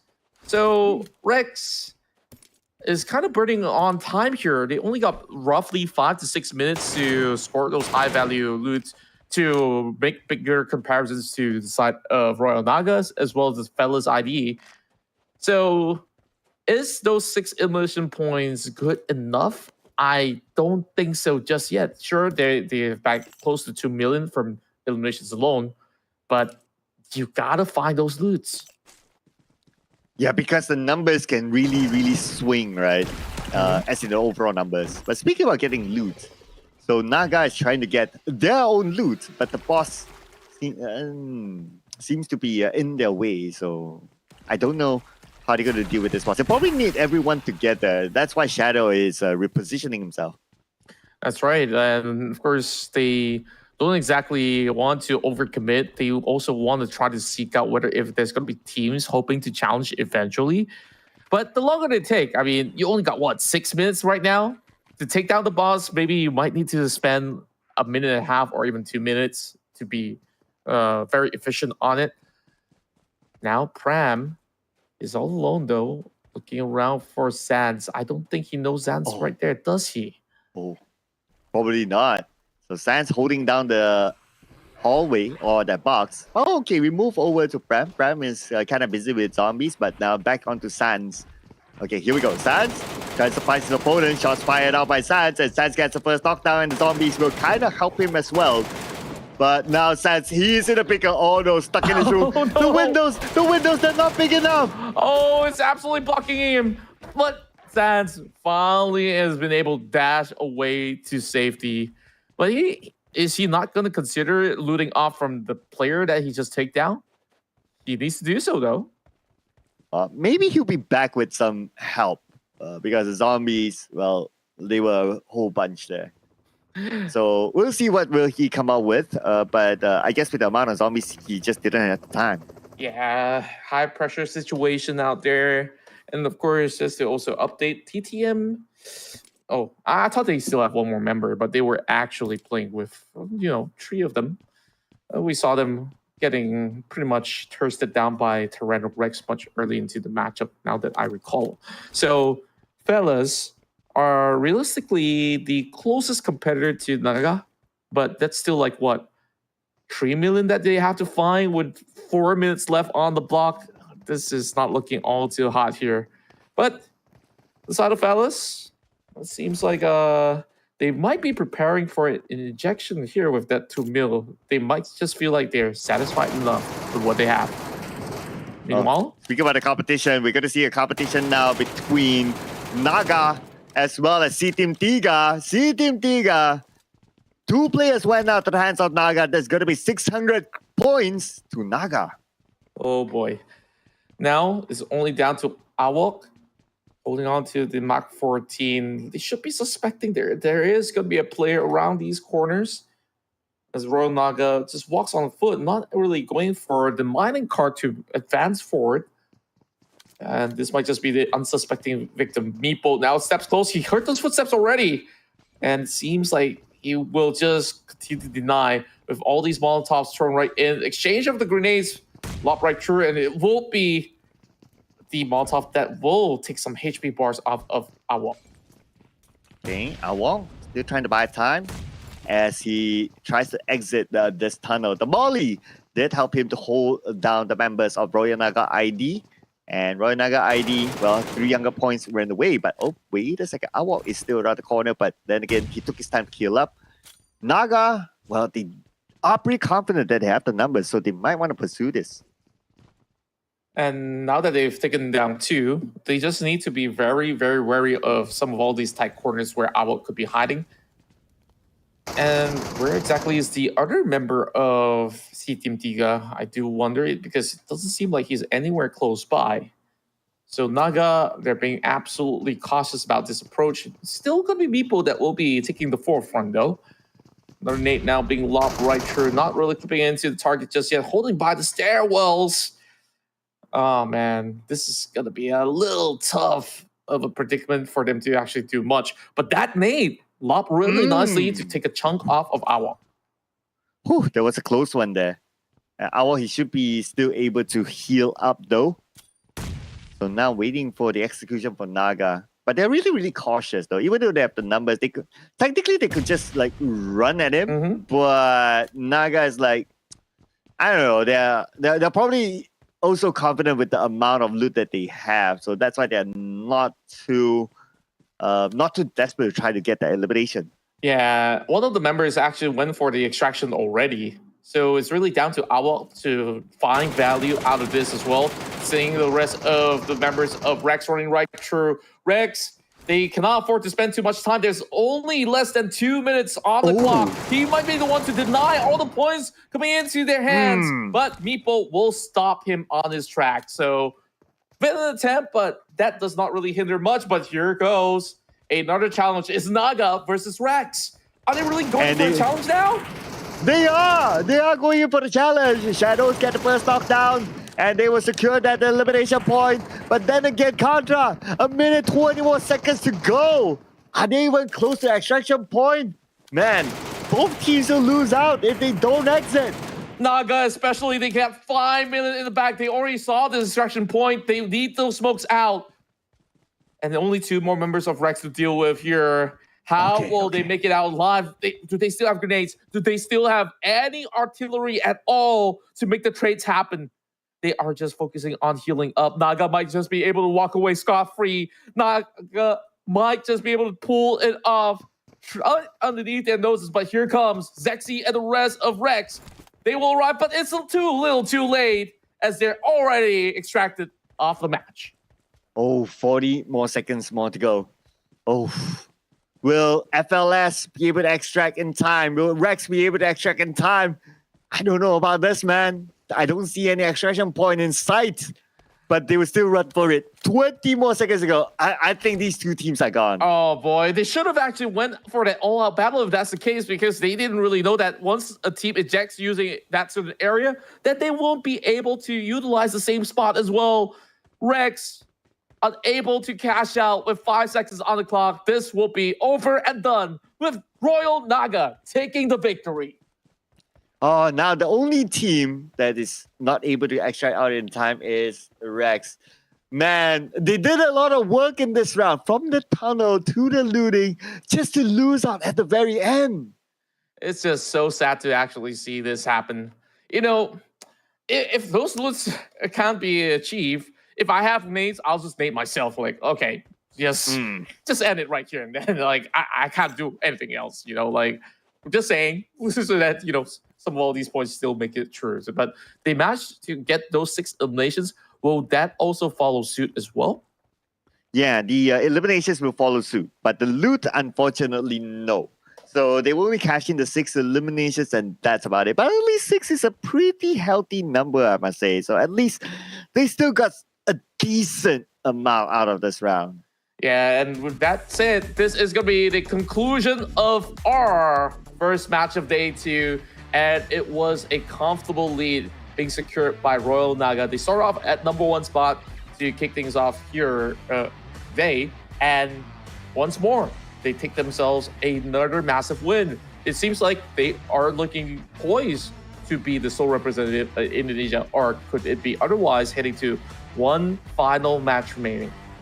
Well, the points were really tight before we started this round, so it could still be any of the few teams a game, if you ask me. So Tyrannorex, Naga, nobody's really safe yet. And like what we saw in that round, you could still cancel out each other, especially if you kind of know that, okay, that team is that one team above you. And even though if you have like a 3 million, 4 million gap, you eliminate them, you take their loot, and then you're pretty much good. It's, although the numbers sound big, but it's very, very doable. It is very, very doable, especially when you instantly lock that team that's currently at the top out of that match entirely. So even in that Thai qualifier, which we saw, memory or so, having that initial win for the first round, the moment that they went to Arctic, things went sour real quick. It was 100-0 kind of drop that can happen in these matches. Yeah, I know, right? From like the number that, whatever number that you can imagine, it just easily drops to 0, especially the extraction point fight. So I think this is starting to be a trend, right? Every round we're starting to see extraction point fights. And that is also, of course, with the intention of them securing the extraction point for themselves. Number 2 is to deny away points from other teams, because at the end of the day, there's only like 2 extraction points. It's a 50-50. You stay at 1, you have a 50% chance of bumping into that one team that is probably well looted up. And if you win that fight, well, all those loots could be yours. Yeah, and meanwhile, we continuously see all these early trade-offs that aren't exactly to the rank. And I guess like in comparison with the Thai region, like when they want to settle a fight, they really do settle it within less than 3 minutes, so that you had so much more time to go in challenging bosses, going for those high-value loots all across the map, versus what we saw here. It's a little scuffy where, the fights were taking more than 6 minutes, the last I count, where, if given the more time for the side of Tyrannorex to actually go for loots, they could have actually challenged for that number 1 spot. Yeah, Mexican standoff fight still happens here, but not as standy. Well, if that is even a word. Not as standy as I remember the one yesterday where there was like one team on top, there's another team in the tunnel, and they were just at it for like maybe 10 minutes or something like that, just locked in with each other, while everyone else is like happy looting around across the map. Yeah, and of course, there's another trend of camping inside of the underground tunnels as well to try to catch somebody up. That can still be within the game plan, but right now, in this matchup, we see 0 points acquired by TTM, Tyrannorex, as well as Susu. Some of them got taken out early. And Royal Naga with the most amount of points acquired with 6.5 mil, followed by Fellas ID with 3 million and 856k for C Team Tiga. Yeah, so unfortunately for TTM Esports, Tyrannorex and Susu, Susu became the first team to be eliminated, so no surprise there that they ended up with 0 points. But Tyrannorex, they did a decent amount of work just for them to not score anything at the end of the day, because time is up. So that is how important time management is. Yeah. But I guess like what you said, right, 5 minutes is pretty much okay. But we're going to celebrate the MVP, and it's going to be, wow, I like his name, Pantai. Yeah, he absolutely will be able to beat anyone that goes against his path, but for most part, he doesn't even need to do so. No elimination points, no problem. With that 3 million acquired, you want to be the one to make it through to the very end of that matchup. And of course, that might just be the game-winning play right now for Royal Nagas of Indonesia at the moment. So we'll be moving into the Misty port for our final match of the Indonesia qualifiers. And later on, we'll move into the Malaysian qualifiers to close off the night. So far, things are looking really, really good. And of course, there's still that problem of extracting. You can't really blame T-Rex overall because they just couldn't find any more extraction points. So that was still very costly. But you know what else we can find? We can find the new event that's currently in the game, and you guys can check it out inside PUBG Mobile itself. This is called the Airdrop Carnival, currently open. So you can call your friends to join in on this new theme area called the Pirates Booty Island. And through that, you can collect airdrop tokens, and you can head on to the Airdrop Carnival in-game event and upgrade your airdrop crate to level 5 for a guaranteed set or emote of your choice. After you do that, make sure you jump into the game between August 16 to 18 to open your airdrop crate for you to claim that amazing prize. That's right. And not only that, we also do have the Galadria X suit that's currently available only up till the 13th. So you got 2 more days before this one goes off of the store. So you can also get the advanced upgradable MG3 along with it. If you guys have seen those promo videos, it looks absolutely beautiful. So make sure you join the event and unlock coupons and limited outfits from today till the event runs out on the 13th, alongside with, of course, what you mentioned, where you could go to the Pirates Booty Island and have a whole lot of fun in that Pirates Bash. Yes, a lot of amazing events that happens from time to time inside PUBG Mobile. So make sure you check in from time to time, especially on those event tabs. Yeah, I know sometimes it's like, okay, get into the game, you want to start your game quickly, play a classic, play a TDF, but yeah, the events tabs is where all the fun stuff happens as well.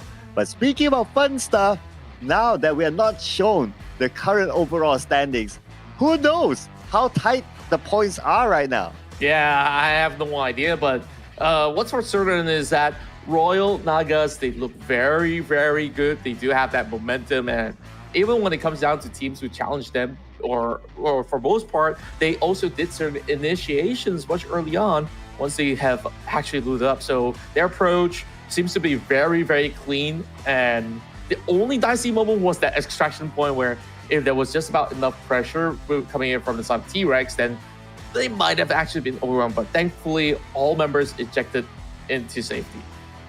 Yeah, whew. But it's also a fight for the extraction point, right? So I can see that starting to shape, right? That seems to be the trend. Fight for the extraction point. Yeah, you can probably avoid any fights early on. Just focus on the loot, but the fight for the extraction point. That sounds to be very, very likely to happen. And can you imagine, like, now the meta is still starting to shape, and I think this is going to be a big, big meta once we gather all the best teams from each region together. Expect more of those kind of fights. Yeah, and also we do have even more of all these teams to be joining us throughout the course of the group stage and also the final. So that definitely will be very, very interesting to keep an eye on. But of course, for now, we're getting ourselves ready for our upcoming matchup. So this is where the big ticket items are for most part. But I really do hope that majority of these squads coming from the Indonesia region will be able to at least put a little bit more priority on that, because I think we've seen a lot of those early battles that honestly favors nobody out of these lists. Yeah, because even if you eliminate somebody, 300,000 credits crew, great. But there's nothing much for them to loot on. Yeah, you still have their basic loadout items and that's about it. But you don't really get those high value items like, let's say, a gold bar, for example, because it's just too early. The teams have not looted yet. But is it a bad idea to try to take the early? Not too bad as well. Kind of think about it, because you stop them from gaining loot. Yeah, I guess like if there's anyone you want to put a target on, it has to be Royal Naga, right? Because of that big win that they had, and they also did fantastic from yesterday's run. So if they can be denied, we'll see how far could this result actually swing in favor for those who have been able to really put on some really good showing coming in from day one up to today. Yeah, I can see this game mode right now in the long run, right? The pace will turn up. And then we'll see a lot more action like from the start to the end, because teams will have different strategies. Like, is it worth it to take early fights? Is it not worth it to take early fights? Is it worth it to take fights at the extraction point? So there's so many things that can possibly happen. Maybe during like the first day or like the first game, everyone's like, oh, let's focus on the loot. That seems to be our objective.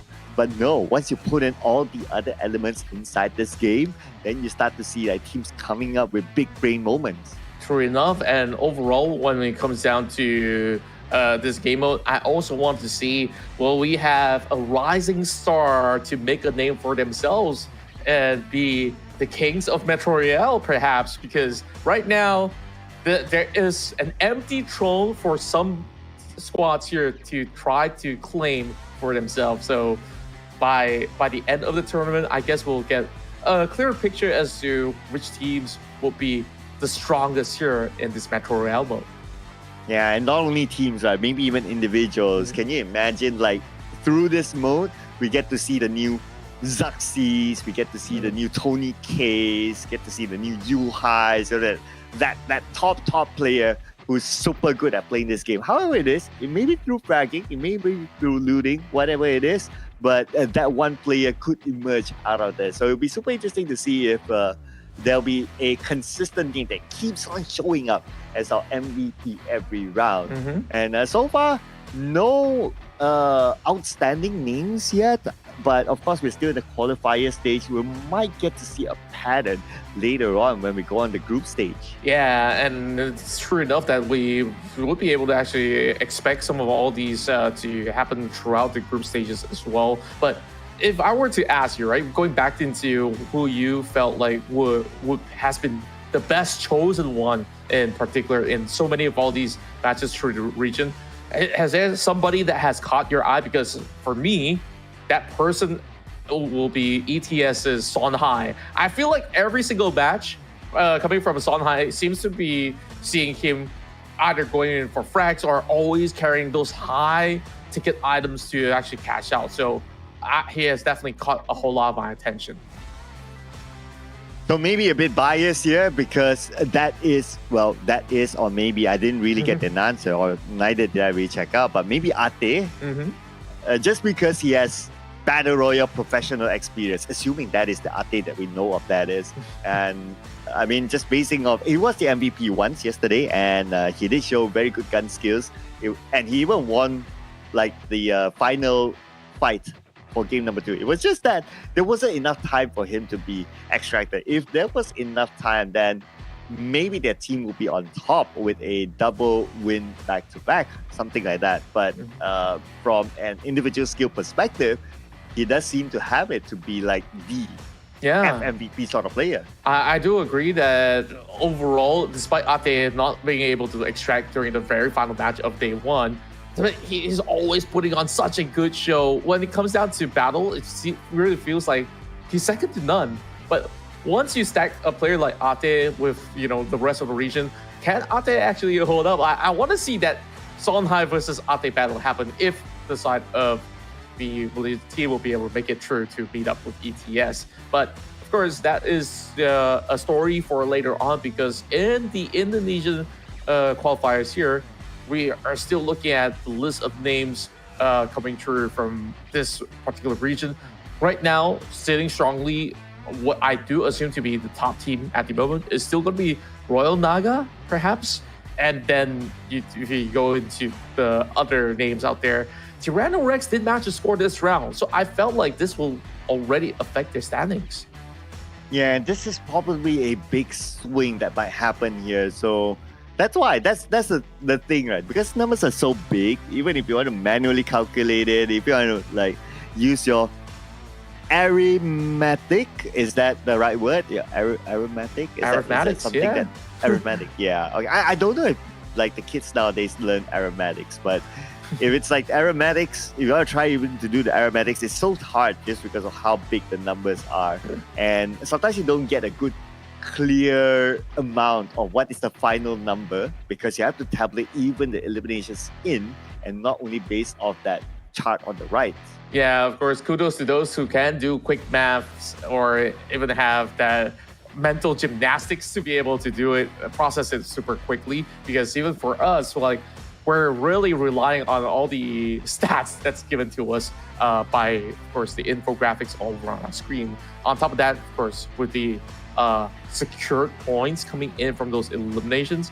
Now, it's interesting, right? Like, looking back into this Indonesian meta, teams are over-prioritizing fights as compared to loots a little too much, if you ask me. Like, if you look into how the Thais have done it earlier, like, it feels like they knew that there is going to be a cutoff point where, okay, we take this 3 minutes. If we can't get them, let's bugger off, move to a high loot spawning area, and maybe challenge some bosses. And then if we meet them there, yeah, let's take them on. That is the usual game plan. Meanwhile, the Indonesian side, you have only the side of Royal Naga to just fully focus on the loot and then fight later on. The rest, it's all about fight. It's like, okay, let's see what this guy's got. Oh, he doesn't have loot. I thought he had loot. So it's kind of like a hive mind scenario that doesn't really favor like some of the teams that we are seeing at the bottom. Yeah. I think you pointed out right? There's a bit more balance in the Thai region of how they do things. Indonesian region, a bit more fight. But this is going to be interesting. Right? Once we gather all the best from each region and they will have their respective playstyle, we'll also start to see like which playstyle is the best. Like, is it a lot more fights, or maybe just balance, or maybe just play absolutely passive, in which I don't think any team is really playing absolutely passive now. Not like the game would allow it to play passive. You still need to go around the map, and it's not a big map. It's a very, very small map. So the chances of you bumping to another team is pretty high as well. The fact that some teams are able to avoid fights entirely, I would say it's a pretty amazing feat. Yeah, considering the fact that in Zombie Uprising early on, like, there's at least like 3 teams over in the far west, and they met up very, very early. Now, of course, the good news is we're here to close off the ultimatum matchup between the Indonesian qualifying teams to make it through into the group stage for that chunk of $10K US on the line. So, Sir Cloud, here we go again into the Misty port. Yeah, here we go. As this will be the decider match for the Indonesian region, and the teams on the left side that spawned. Okay, it's random spawn for the team, so you don't really know who's beside you. That's going to be the thing, and that will also like mean that teams, if they want to take fights, then they have to take their chances. But the teams on the right side, well, they're well split out, so I wouldn't be too worried about them. I'll be more interested to see what's going to happen on the left side of the map. Yeah, over on the far left, it's going to be Royal Naga. Now that they are being cramped into this tight spacing, you can see that they are cautious enough to just be stacked up together. They're keeping their eyes on close watch over the far end of the field, making sure that they are not going to be collapsing any moment from now, but I could be absolutely wrong. Speaking of collapse here, it's Tyranno Rex versus the rest of Team Susu. And Susu, this isn't exactly a fight they want to take right now. Ah, man. And plus Susu in particularly is not doing that well though. But who knows if they're able to take out the Rex, the dinosaurs. A surprise might come up. Okay, Naga is here as well, going up against SI. And all the shots did connect. And Shadow will get the knock. So sharp on his attack as he catches onto Za of C Team Tiga. But there's still 3 more members left for them to try to really turn the tides around. Talking about the corner tree, Shadow now still needing to deal with Awok. It was Awok that tried to actually annihilate them over onto that late game scenario as well, but over on the side of Naga Api now pushing right through, cutting around the edges, connecting some shots, but not really having the full blown exchange. There is going to be a trade going on. Thankfully enough for the side of Naga, they do have enough members to cover their tracks as well for that quick trade. But here we go! Quick jump coming from Bandai! And oh, he clutches it! And he was the chosen one to keep them all at bay. See, Team Tiga becomes the first team to be eliminated in this round. And Naga scores 4 eliminations, man. This is an amazing start for Naga again. Naga, one of those teams who are able to come up with a strong firepower performance, but their next competition is going to be here. A team that's able to match up to them in terms of firepower. Rex is on their way. I'm just so surprised by Royal Naga. They really look like a pro team if you were to put them in a battle royale scene as well. The way that they executed that fight was super tactical and super precise at the very same time. We saw the early catches coming from Shadow really open things up against their competitors, CT Tiga right there, Ben. And for all you know, they are pro players using a different name, right? Maybe. We'll never know. Yeah, I got to check on whether Yummy is screaming or Rosemary is in his lobby together with Alter Ego or something, because these guys are just showing that, you know, they're playing like the pros that we know and love for many, many years. Yeah, meanwhile, it seems like over on the corners of Lana, Tyranno Rex, they were hoping to actually catch certain teams that are moving about, but this is rather too early to see some of them inside the tunnel. So they have to make haste as they will journey through Garne Masson. Very beautiful name for a township, but of course, it does get rowdy from time to time as they will course through using the mining cart. So it will be pretty much of a smooth journey for those who are in the underground as we go back in for perhaps a little bit more of an action over onto the open grounds. Well, now this is what they call the calm before the storm, right? Like everyone's back onto the main objective, which is focusing on to getting loot. Until when it's time to be extracted, I believe we'll see potential plot twist here. Now that teams are really into plot twists, like so far we haven't had a round that something was denied. Yeah, I guess like that would probably be an ordeal that we'll see later on. If that's going to be any form of a certain denial to the very till end of the match, we do believe to happen. But for now, fellas, have secured so much in this matchup. Already hitting on to 4 million at the moment. This is like barely, 5 minutes of play in the match. Yeah, I know, right? That is really, really quick work by them. So they have probably like studied like overnight, like, okay, these are the best spots here. They probably look back at the live stream and see other teams like, okay, they go here because it's great. Let's try to go there instead. And making the most out of the situation so far. Until if another team comes and eliminate them. Yeah, they've been doing a lovely work. Meanwhile, Royal Naga isn't exactly being the same kind of loot goblin that they were from that past round. Locked into the corners of school, but they have been very familiar with battles, especially up against Susu. Susu have tried attempting school before and hasn't really had the most success. So I'm thinking maybe it's not really the best idea to go in for those eliminations. But if they do, Naga has got like at least 1 million in hand. But for now, the fellas are now duking it out against Tyranno Rex in the tunnels. Oh, here we go. Potential 300,000 points here, or maybe more. 3 is the one holding them off, and he has a slight higher ground advantage. So his other teammates are coming by. Look at the minimap here. Looks like they are not willing to let each other go. Not going to ever let this chance slide away. Of course, the onus is on FLS to have the most loots and now are being gate kept absolutely from getting past. Gonna be a real tough one if you ask me. How are they supposed to crack the case up against Pram? Beautiful lob of the grenade. Cool. Oh my, that looks so scary. Almost dropping Zexy. And immediately he's forced to pop that med kit. All right, so Mexican standoff, ladies and gentlemen, between these two teams. Okay, Rex has 300,000 and their opponents 1.2 mil, which is a pretty okay amount. And we have talked about this before, like spending too much time in the Mexican standoff like this, that's no good to anyone.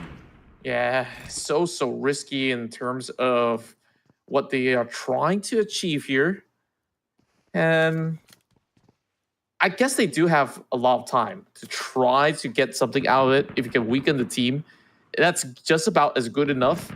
But it's not going to be also direct. As you can see, plenty of nades have already been exchanged between the two of them. It's Hanim's turn, now dropping solo. He's utilizing bandages when he does have 2 med kit. I don't know what exactly was the game plan for this gentleman right there, but you just want to ensure that, okay, we can save some of all these supplies for later on. So that is going to be a safer call at the very least. Yeah, that's all about being efficient, right? Like he has the space to heal up, so might as well just use bandages. If he does not have space and he wants a quicker one, then maybe that's where the first aids will come in play. But people are coming into play. Nothing is coming into play again. It feels like these two teams are at a stalemate. But the best part is this. So for FLS, earlier we saw 3 other players together with Prem, but now they have left. So they're probably doing the looting business. Look at this. The numbers are going up to 6 mil.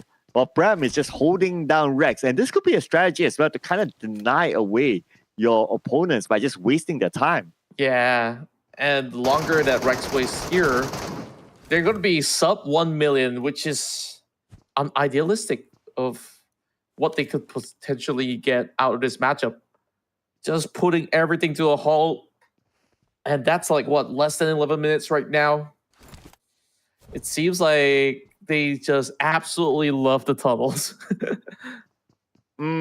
Oh, yeah. That's one thing about this game mode, right? Like the tunnel seems to be a strong meta here. Now, whether it's really good or not, I guess it's really situational. And it also depends on, like, do you really need to use that to navigate? But now we have a fight here between the two teams. And the time of a backstep here, actually, by TTM. All the players of TTM currently down. Hazel now on his knees as well. Oh, this is just disastrous for the side of Rex. Oh. They got nowhere to go. Another three-way exchange. And could he actually go in for the pickup in time? Pretty wide out in the open at the very same circumstance. This isn't exactly looking too good at all. I don't know what to say. I mean, could they actually get through is the question. Zexy does put some heavy artillery back at them. TTM. Now being blinded off, good smoke utility usage, and they are just charging through. This might just be golden opportunity, and this is for full set. Are they gonna get it though? TTM, they're not even having any form of response to answer back. Man, they weren't prepared for that at all, and they have been eliminated from this round. 0 points as they got no eliminations, but now we're back on to Naga. Naga has Susu to deal with. They managed to secure 1 more elimination point. That's going to be 5 elimination points in total for now. And they're looking for the other members of Susu. RP sees him, RP shoots, RP scores. Beautiful work again, coming from the side of Royal Nagas. Despite them not really having just as much loot as compared to what we saw early on, like these guys can continuously put in the pressure against all the other teams that are hoping to challenge. And, you know, we saw that tunnel battle for so long. And Susu, we saw that the last we saw them was like at least 3-4 minutes ago. They finally decided to move into school, knowing for the fact that some of these guys are there. That move is very questionable from Susu. Yeah, I know, right? But I don't know. Maybe to a certain extent, they might be thinking to themselves that, oh, we got nothing much to play for.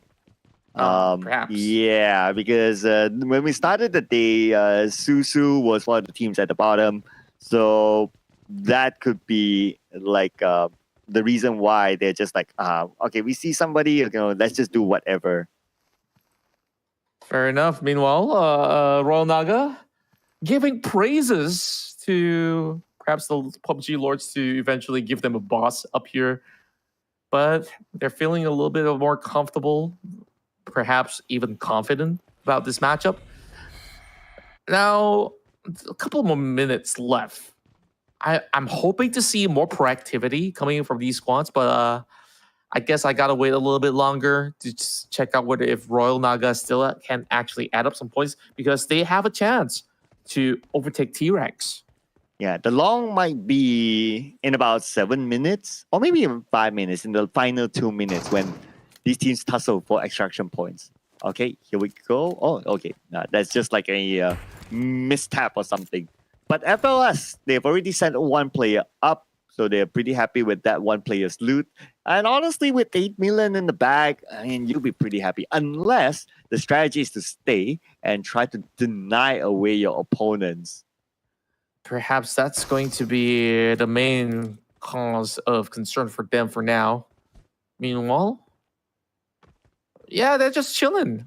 Like, it seems like they have no other care in the world. I think there's another factor involved where, with them winning that pass round, they felt like, hey, we've already got a very comfortable lead. We don't really have to put anything into risk.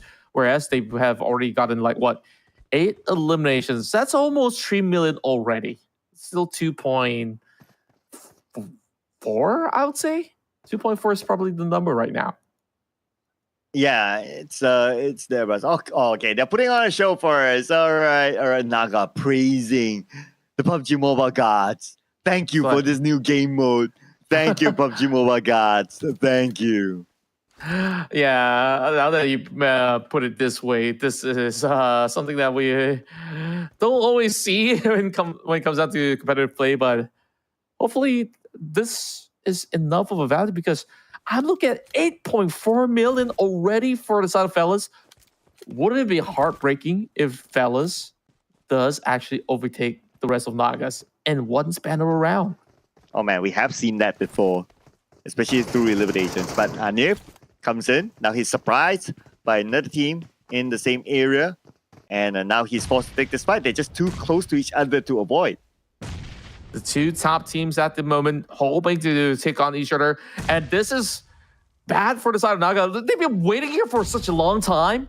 And they are going to be bombarded. If they lose here, whatever loot value is going to be off of this match for them. And it is perhaps for Tyranno Rex to take it all. Well, they probably prayed for some action earlier on, and now they're getting it. Tyranno Rex will be happy to take those points away. Let's see if they'll be able to do that. Now they're trying to infiltrate the building even further. Sending nades across onto the rooftop, but no knocks just yet. Oh, but they got one knock. That is a Meepo, but Meepo is together with his teammates, so should be okay. Okay, that's the extraction there. That's actually, but the ball is still active. They cannot be extracted. Meepo went down. Oh boy, that looks pretty bad. And now, even with Hanif closing in, Nagas, they might just actually be denied. And here comes the full flush damage being done. But there's what to do. The Thunder, they drop all the loot. There's only one player out. This is a disastrous run. Oh man. What on earth has just went on? Only one player. They managed to cash in. But Rex, they have the chance to loot all these amount, and they'll be able to extract themselves immediately away from the potential that FLS might come by. Absolute chaos. Naga, perhaps they've been waiting for that extraction for the longest of time. But even so, that should not have happened. Whatever that went down out there, they should have actually been a little bit more proactive, guard the entire area, than to allow all these members of Tyranno Rex to just run them through. So that is absolutely upon their own doing it for one sentiment as well. But for the side of Fellas, one player has already ejected out. So this is just going to be pretty straightforward right now. Rex probably would just cash out, get whatever they need from Royal Nagas, and then get the send-off like they deserve. I'm not sure if fellas will want to do this though. Take this fight. Because it also depends on like how the points are, right? Like, is it worthwhile to try to deny away your opponent because there's only one slot to the next round? Or are they comfortable enough to move on to the next round by cashing in this 8 million? So because we don't know what's the latest numbers, right? So it's kind of hard to tell. But we can also kind of see that fellas might be interested to deny away a few points. That could still potentially happen. We got like less than 3 minutes, and immediately they go in for the trade. Oh, Hazel's the next one to be caught out. Boy, oh boy, has it not been a school shootout right here. A very, very huge turn of events have all been happening just on this platform of the rooftop. Man, just because the extraction point is here, right? Okay, there you go. Ciao, ciao, ciao. And that's 3. One more to go. Hazel, he needs to leave. He needs to cash in his 2 mil. All right, there you go. So now it's fellas. It's not too far away. They should be able to make it in within the time frame. Yeah, and that will be Pram to make it off. But what about the rest of fellas, though? He's still running around. 2 minutes left. Good enough time, but I want to know what about the rest of them. What about the rest of them? Guys, time to leave, guys. Or maybe they're pretty confident, like in terms of efficiency to go towards the extraction point. Maybe they are already like, oh, okay, we have enough time anyway. Don't worry about us. We're the pros here. That's why we're playing and you guys are talking. We'll see about that in a moment's time. But I do agree. You got like 1 minute and a half. Should be good enough to just run a mile or two, you know? Like these guys, they got no challengers up ahead. So this should be pretty much well secured. So Pram is just got to be the final one remaining to be able to get out of there. Oh, there you go. That might just actually add up to something here. Now, with potentially close to 9 million, this might just be it. Oh boy. There you go. 9 mil. Happy to go. Yeah, I guess the biggest factor is that there's no other teams left. So that's why they can kind of take their time. If there's other teams, then maybe they would just rush in onto the extraction point and just get over it, right? 9 million in the pocket. And Bram is on his way, 30 more seconds. We can see the extraction point. Yep, they'll be able to cash in, no problem. So then it's now down to whether they have done enough or not to qualify to the group stage. Congratulations to Pram and Co. as they managed to be the ones to bring in the most value with 9 million in total on that span of a round. But, oh boy, like, the turn of events, like sometimes my heart just can't take it. Like what really went on against Naga, it was once again very, very heartbreaking. They could have actually gotten a couple more points to go with. I know, right? That's the plot twist here. We're starting to see plot twist after plot twist. It feels like this is starting to be a norm. Like, okay, that's the norm right now. But the only thing that we don't know is that being a norm, how would it affect like the overalls? And that is where it all matters, right? Like the overalls is what they're going for. If it's a wipeout, but not significant wipeout in the overalls, that's like, it's okay. But if it's a significant wipeout, then we're talking. But just because the numbers are so big, it's going to be hard for us to tabulate the scores. But we'll leave that to our experts behind the scenes to show us in a bit more. Yeah, but based on my own assumption, the biggest two competitors right now has to be both fellas as well as Royal Naga. Despite Royal Naga going out, that the past match that they played in the Zombie Uprising has stashed them a very healthy lead because they started off the day with number 1, but this time this is an absolute 0, right? So that, and to also remember, there was another squad when we start off the day to be having very close margins as well, which is why we're also scratching our heads here. Like, is that going to be a very tiny gap to secure the top spot to qualify into the group stages? That's what we want to find out. Yeah, at least like what, 3 or maybe even 4 of them have close margins. That's why it's really, really hard to tell. And the fact that all these teams, they are starting to be able to manage the time even better when it comes to the group stage. Expect like all the teams to be in the millions every round. So you won't see like maybe like a 0 or a 300k because they're starting to learn how to manage their time. Unless, of course, that elimination happens, that's going to be a separate story. But based on the timings, they're all doing really well. Yeah, they absolutely do, especially, you know, for a team like Fellas, very, very efficient throughout this round overall. And when it comes down to, you know, those scuffy little fights that we saw, I think like the most explosive we've seen in this matchup was the ones in the tunnel yet again. Kind of like the same scenario which we saw yesterday from this Indonesia qualifier. 3 teams locked underneath. Well, of course, one will have to take the short end of the stick, but they show a lot more precise strikes, which I absolutely do like. They didn't really take too long. Maybe the early game, it was all about zoning teams away. That's kind of all right, where it didn't exactly take too long as compared to what was on day one. Especially with teams spawning on the left side of the map, right? Like at least 3 of them are super close. Maybe add in a 4th one, and then teams on the right side, they're quite spread out. So it's kind of okay. So you happen to be there, and that's the RNG of it, right? That's where you need to prepare to take fights. So we haven't had a round where we don't have like early fights like that, just because of how the spawn is as well.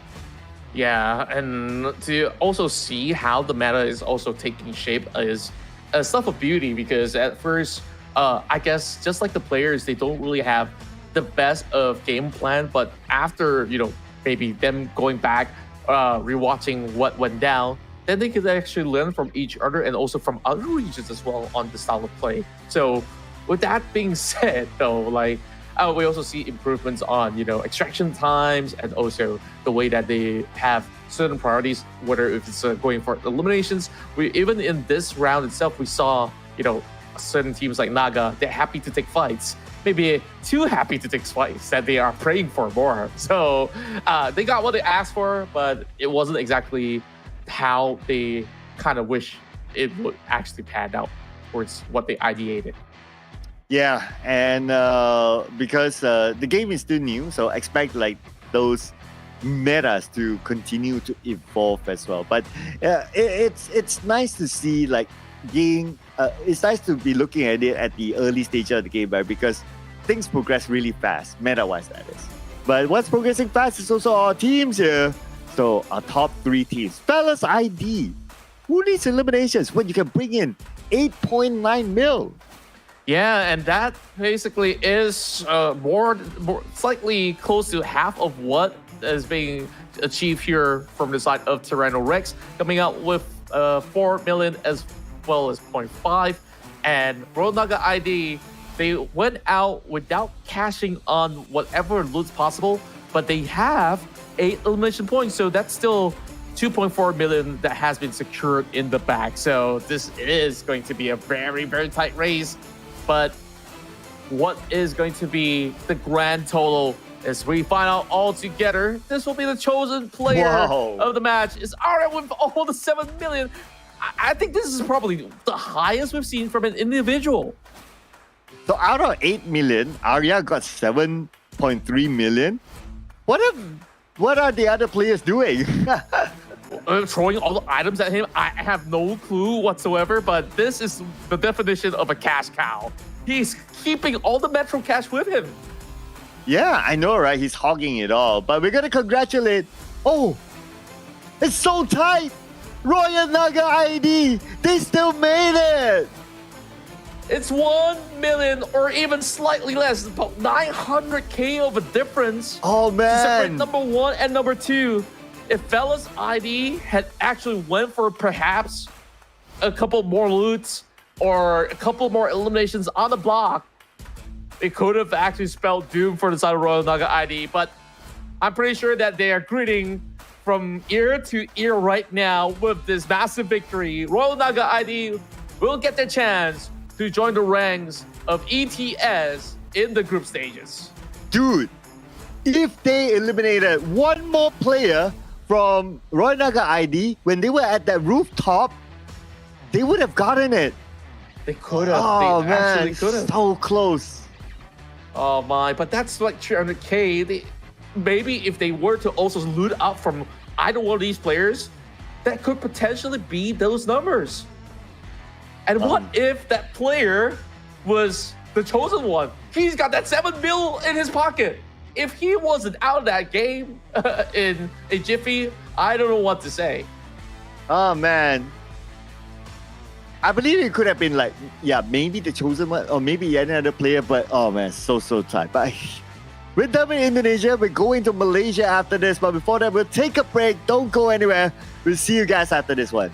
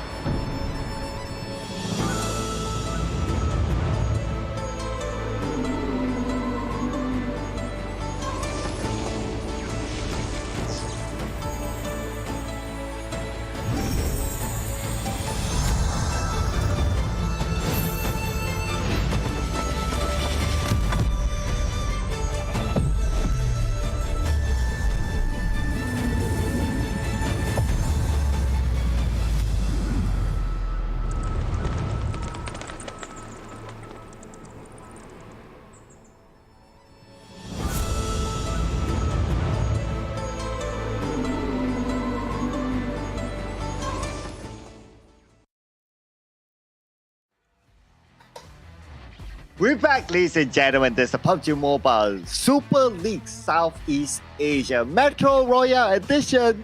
And we are down to our final qualifiers for the Malaysian region. 2 more maps to go, and we'll lock in our 3 teams that will meet each other again next week at the group stage. That's right. And here we have the Malaysian squads up and ready to take on both of the maps to be played out to see who will be the ones to make it through to represent the nation. But let's take a look at the overall rankings in a quick moment, as we will see of the names that are currently leading the pack. It is I am number 1 that's holding the top spot with 8.2 mil. Meanwhile, OG comes in second place with 5.3 for themselves. But Kundur is currently at the third spot with 5 million. But you can see the numbers are really close to one another. Nothing too much that one good round cannot allow even a team like Blaze to also overtake to meet the top requirements to even be over onto a top 3 spot.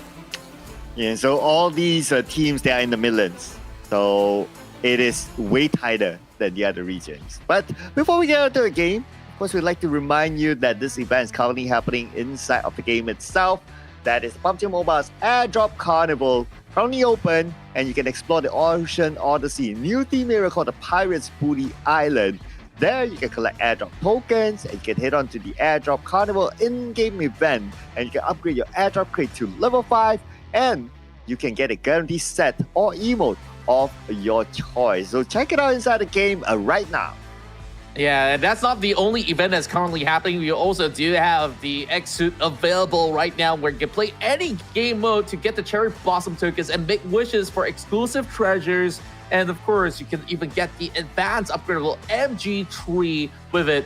Now, this is going to be a time-sensitive event where it will only last for another 2 days, only up to the 13th of August. So make sure you guys get your hands on it. So with that being said, of course, we go back into our final qualifiers here from Malaysia to see if they will be able to, of course, send another team that's going to be of high caliber to challenge the side of Indonesia as well as Thailand. Yeah, so Naga already has 1 representative from the Indonesian region to the next round. And in Malaysia, they probably have this clan linkage here, because we also have a Royal Naga Malaysia that's playing as well. But we'll see if they'll be able to get through, as we'll be heading on to our game number 1, and we're coming back into the Zombie Uprising map. Yeah, this is where it gets really interesting. So far, I think we've absolutely been wowed by the teams from Thailand that has been able to really take everybody off of that match and scored about, what, close to 9 million in that Thai qualifier. But of course, we shall see in Zombie Uprising how the Malaysians will fare. Yesterday, we have explosive battles, and this time, it's going to be a little bit of a scatter with 3 teams over onto the far eastern side, as well as another 3 over onto the west. So even Stevens. But we're already looking at some of all the players to be taking space into areas like power plant as well as schools. Something that we have definitely seen a whole lot from all the other regions too. Yeah, so since they have this gap as well, I guess we won't be seeing early fights unless they force it to. But also, I'm starting to try to see like what is like the hotspots, right?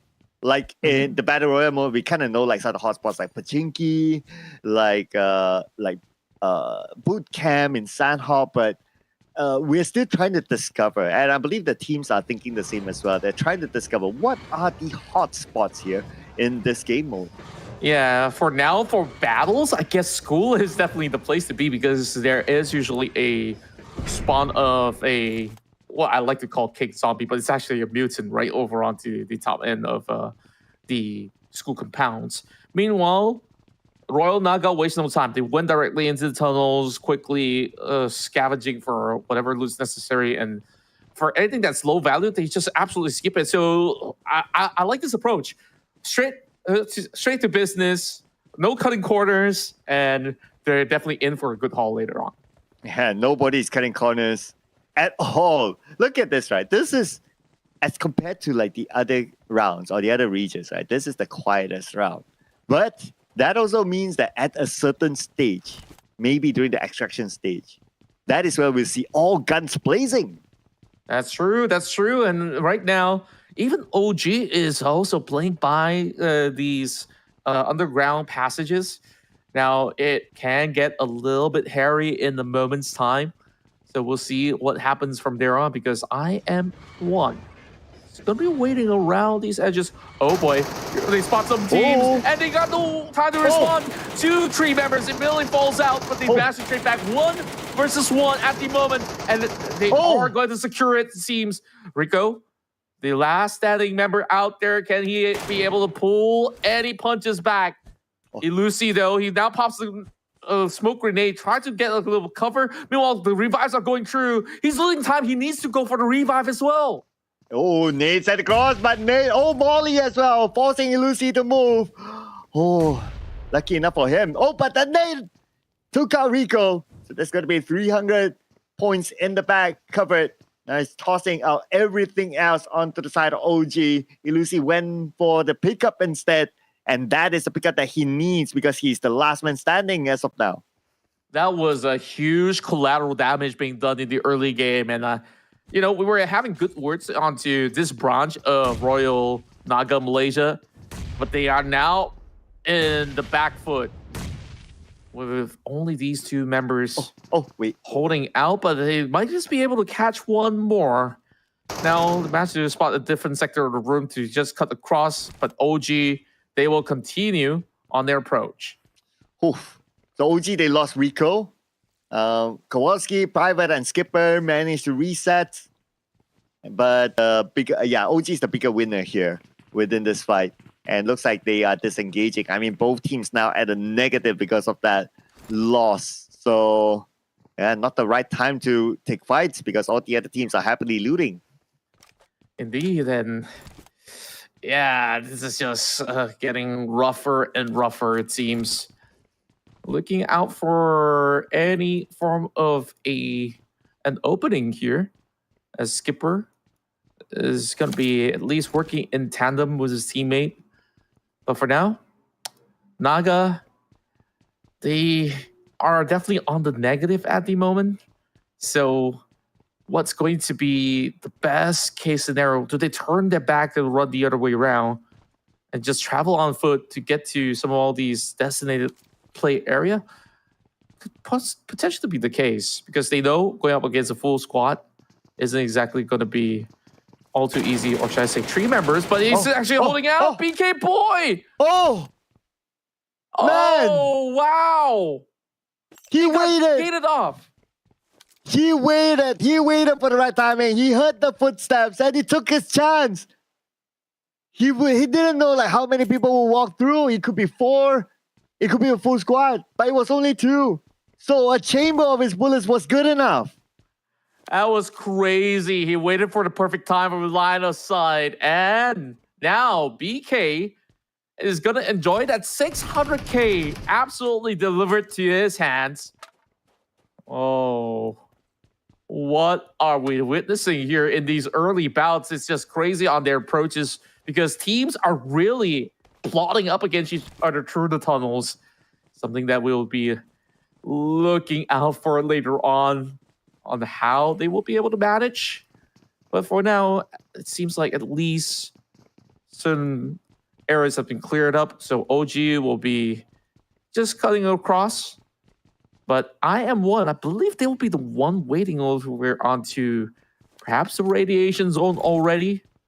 I believe not just yet because it's only 1.2k. If they're going to be at the radiation zone, I assume it will have actually brought a whole lot more points.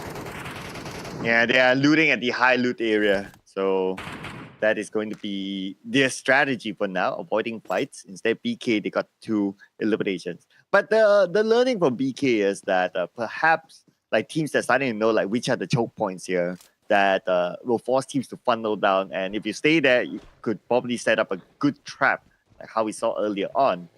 So that's one discovery there. If it continues to be a trend, then it's going to be real interesting on how they try to counter each other. You set up a trap for me, maybe there's a different way to backstab. I don't know. There's still a lot of possibilities. It definitely seemed to be the case, as at the moment, it would just be pretty much of a clear cut of a passage for the side of IM1 to just move along the way. No challengers at all. They will be scattering out and about to have a wider field of cover into some of all these containers and such. Meanwhile, Alex has managed to pick one off as Paimon goes off of the match. Yeah, so that's another elimination here. Oh, okay. So that is one of the zombie bosses, by the way. So extra loot, as you can see here, that's the red marked box there. So they get another extra piece of loot. Okay, I'm looking at some of the possibilities of OG to make that comeback, right? And I'm thinking around the possibility of eliminating another team and just catch that box. Because if there's only 3 players, like, there's just so much loot that they can get to stay afloat. Yeah, I guess that's the best case scenario that they can actually work out at the moment. Meanwhile, BK is having a field day out so far, especially with that double pick that we saw earlier on. That really gave them a better leverage onto how to really procure plenty more of all these high-value loots, especially now with HLV on the other sector. I believe this to be school. It's nighttime. Zombies will be making their way in, and look at how fast it's actually going. Oh, missile being fired towards this direction, but Fixbay should be able to deal with this all alone. So it's just going to take a while longer because his teammates are not around. But other than that, I think the coast seems to be pretty clear so far. Yeah, he just needs to focus on to taking out the boss, unless another team shows up, that is. But if not, he seems to be pretty good at navigating this boss. Like, even the boss charges him, it's all right. Boss tosses, he's able to evade. Like, yeah, this guy has definitely been practicing for a while. Oh, for sure. Just look at the precision, and oh, that toss actually takes a little chunk of his HP bars. So he's not too heavily concerned. But it definitely is taking a very, very long time. Thankfully, there's still not going to be any teams here to challenge. Else, it would have been so much harder for the side of Fixbay. But he's got to aim for those weak spots. He's aiming for the head. He should be aiming for the chest instead. Yeah, but anyway, it took him a while. At least he got it at the end of the day. Now his bullet chamber is 107, not that much, but he found a few 147, still just okay. He'll probably be able to loot up some bullets as he goes along the game. True enough. Meanwhile, as we take a look at the rest of Team Badak Kendur, they're still, of course, the ones to beat with that 3.8. Finding a whole lot through these areas of play. Meanwhile, of course, there are the rest of HLV also trailing closer and closer. There's only about less than 10 minutes right now. So teams, they have to make very good decisions. If they want to pick up a fight, they got to look for these choke points or maybe an extraction zone in specific to prepare for what's lying up ahead. And so far, it's at night, so we can see teams are being surrounded by zombies. King Oni's not having a good time. He doesn't have that space to really loot. So they're kind of deciding on okay, how much time do you want to spend here, I guess. Okay, he still tries to loot though. Okay, but he cannot spend that much time. Look at the zombies around him that's just trying to chase him down. Rambo trying to be the second target, but they seem to be interested in King Oni instead. Oh, they're going for the extraction already? So early on? Okay. Very, very interesting coming from the side of IM1. They just want to play it at their own pace, it seems. But 1.3 is a very small margin compared to everybody else. Okay. Maybe the 1.3 is only one player. So he's well stacked up and maybe he decides not to carry anymore. Not too sure what the strategy is, but we'll need to decipher that as we go along, right? So that's why he's like, okay, I'll leave for now since I can't carry anymore and I don't want to weigh the risk of it being stolen away by other teams. So I'll just leave for now. Yeah, a decent call, I would say, at the very least. Meanwhile, Carlos does find the room where usually there is a boss spawn here. I believe he might have actually taken it down already. And we'll just have to eventually keep an eye out if there's going to be more teams traversing into this area. But yeah, it seems like the rest of the squad will just be well on to this area of play. HLV still chilling around. I think like teams are just preparing for the end game at the moment where they're plotting out what exactly will be the next best move. If anyone gets to strike out BK, that's a juicy 4.2 mil that we're looking at. Yeah, HLV was the team that failed to extract themselves in the second game yesterday. So they really need to do catch up. Imagine if they manage to at least extract one player, they'll be able to at least have a closer gap. But because of that failure of an extraction, then, well, they need to make the most out of the 2 rounds that they have today. And they have to make full use of whatever they do throughout the course of this qualifiers, because only one team is going to be making it out.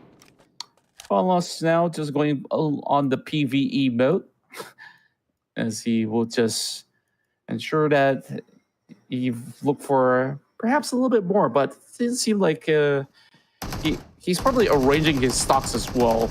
But take a close look at this. OG is underground, where HLV is on top of this corner. What are the chances for OG to bump and lock horns with the rest of these members of HLV over on top? What if OG is not interested because they don't want to deal with the zombies? So that's why they stay underground. Yeah, that could be a strategy here. Like, it's like nighttime, guys. Okay, let's stay underground because we don't want to waste our resources. We don't want to spend time dealing with the zombies. So we just stay there till it's daytime. That could be one of it. Mm-hmm. And I would say no harm, no foul if that's going to be their form of a game plan here. Like, no matter the cost, like, once they do book out of that match, they'll still be up ahead against the rest of Royal Naga that crashed out so much earlier in comparison. So it is what it is, where we're going to be looking at this current scenario that HLV does not really seem to be all too phased about what's happening around the rest of the map. If they can stack about 2 to 3 mil at the moment, that's just about good enough because they got so little time left. So I don't expect them to be able to match some of all these big numbers from the side of BK. And just looking at some of the numbers when we started the day for the Malaysia qualifiers, right? So HLV, they're at 3 mil, and obviously the goal is to be number 1. So we compare with the number 1 team is 8 mil. So there's a difference of 5 mil between HLV and I'm number 1. And if we look at the current numbers, HLV has 2.4 mil. I'm number 1 has 1.4 mil. HLV needs to do a lot of work to catch up onto I'm number 1. Unless towards the very end, they take out I'm number 1, they steal their loot, then maybe we're talking. Yeah, but then again, we're looking at them by the Sea Fisherman Village already, which is very far off by the edge of the map. So 4 more minutes remaining. I think that they're just going to be going on with a little bit of a treasure hunt at the moment. Other than that, it seems like they are just about sorted onto what they could potentially reap out of this matchup in Zombie Uprising. Meanwhile, BK is going to be very happy about this if there's not going to be any form of altercation to get out of this match. A very, very healthy margin for them to challenge Royal Naga to overtake that number 1 spot. Yeah, and OG, one of the teams that could potentially challenge the number 1 spot. But right now, they are on a deficit, and they just lost 1 player to the hands of HLV. So I don't know. OG is playing this too passively, even passive to the point that they're not really putting in the loot. Like, it's a little uncanny as compared to what, I mean, a little bit jarring compared to what we saw from the other day, where everybody was so interested in taking fights. Suddenly the Blazers are saying, okay, it's a Tuesday, though actually it's Sunday today. Anyways, Koski right on that bottom could not really find an exit against Ate. Oh. And we know Ate is a very, very proficient player. So this is going to be a tough one to get out from. Oh man, Kowalski, the Mr. Backstep yesterday. So now he is all alone. He's stuck here. Skipper is nowhere to be found. Burning down, looking at his utilities. Yeah, he's still able to heal up. But does he have the time to heal up? That will be the other question, right? HLV. Now, okay, they need to do this fast because HLV, being one of the teams who obviously wants to challenge for the number one spot, they have to make it quick because they need to bring in a lot of points. Yes, they do. But then we take a look at Kowalski. He's got negative 1.5k. He's not really a high value target, but if HLV can add 300k to the block, they will happily do so. So in this situation, it's all about Kowalski trying to deny these points from being given over. So OG, not exactly what we do expect in terms of the gameplay coming in out of them. So some of you might be wondering, how can their cash goes negative, right? So because they started off with a standard loadout, so that is like 0. So if you use any of the loadouts, like you use a grenade, you use a first aid or whatever it is, then you need to spend quote unquote money to it. So as you spend them, then it goes negative. So how do you get back to positive? Well, you just loot. So that is how the negative numbers appear on some of these players. That's true. Because of the previous the pre-loadouts, which does carry a certain weight to it as well. The rest of these players of HLV will continue. We'll just carry on in their journey into the extraction point. But great pickoff there coming in from Fixed Bay. And now Ting is already off of the match. We're about to conclude all of this as it's only 1 minute left on the clock. So including Blaze, they got to book out of this one. So quickly as we go, teams are ready to close off the match. Yep, that's 50 more seconds to go. So I would expect that all these teams right now to be able to extract themselves. So not much of a plot twist this time. Boy, he is not really... Okay, there you go. Okay, so now it's only Ikwan left. Okay, it's about 30 seconds more. Able to make it in time? Okay, we see the green smoke there. So I guess, yes, 20 seconds? It's a bit scary though. It definitely looks to be a little bit daunting right now. But Ikwan, he's got 11k out there and 10 seconds left on the clock. It seems to be quite the journey. I don't think he makes it out. Ikwan, this is going to be pretty tough for that Blaze member. But that is it. Time is up. Ikwan does not make the cut, and therefore they will not be receiving any form of Metro Cash from even the previous extracted members. Yeah, so Blaze, they are at the last place before this round started. And the gap between them and number one is like 7 million difference. So they needed to come up big. And even though if he's able to extract himself, they only managed 1.5 mil at this round. So it will be very hard for them in the next round anyway. So I guess, that's probably the thought process for Blaze. Yeah, I'm just really concerned about these kind of scenarios where you saw this was more of a passive round hitting the late game. And yet, why is it a problem looking for an extraction point? Like, if you're not going to be able to also secure those ginormous value of loot to begin with. So I think like these are small minor mistakes that does happen from time to time that is going to prove very costly for a team like Blaze, who's hoping for a Hail Mary scenario. But when we talk about Hail Mary scenario, I guess like it's all going down to our final game on how they want to really show up huge or just go out with a bang. Yep, so huge for Blaze is much needed in the final round because I'm pretty sure the gap is going to be more than just 7 mil to be number one. So if I were to be absolutely realistic, Blaze is probably out of the number one spot in the next round. Yeah, just seemingly to have such a challenging bout throughout yesterday's run as well as today, and now not really securing those extraction numbers. So it will deny them at least one chunk of point, and that was at least 1.5 million. So even though 1.5 is not a number to be squandered off with, it's still something, like Blaze needed that hope. It needed a little bit more to supplement them for perhaps that final hurdle. So like you said, I don't really see a way out for them, because yesterday they were one of the teams that absolutely got bullied by other strong squads that were looking for those early elimination, and Blaze didn't manage to make the cut. Yeah, that's the hopium that he's hoping for.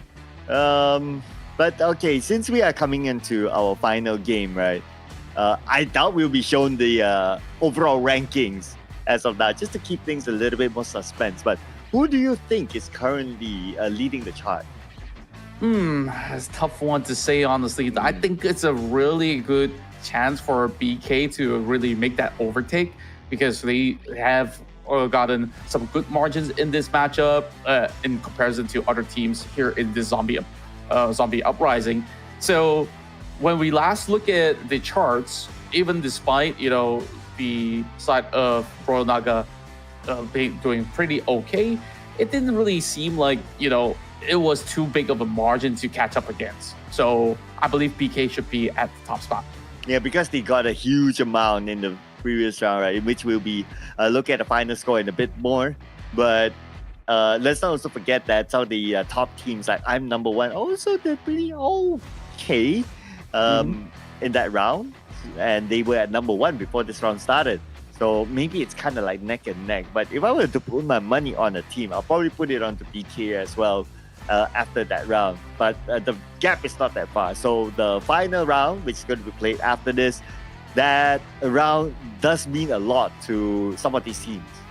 Yeah, it really does. And we'll take a look at, what was happening back in the yesterday's bout. We have so many dramatic scenarios coming from teams like OG, or even, some of the names like HLV, including BK as well as I'm number one. Each one of them have definitely shown that they can take up fights, but how efficient can they do so in this mode?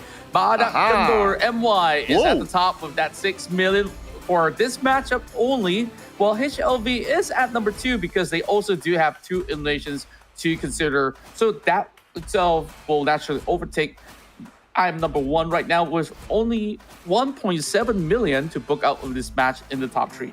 Wow, interesting final number after this round. So almost doubling the amount that HLV got. And HLV, just because they didn't check in time yesterday in the final round, so it's still quite a tall order for HLV, I believe. I'm number 1, the team that started off at the forefront, 1.7 mil in this round. But we're not going to be showing the final overall rankings just yet. But instead, we will be showing our MVP. Zeus is our MVP this time. Yeah, he's not really striking lightning, but he's striking cash in the form of Metro Cash overall with 3.1 mil.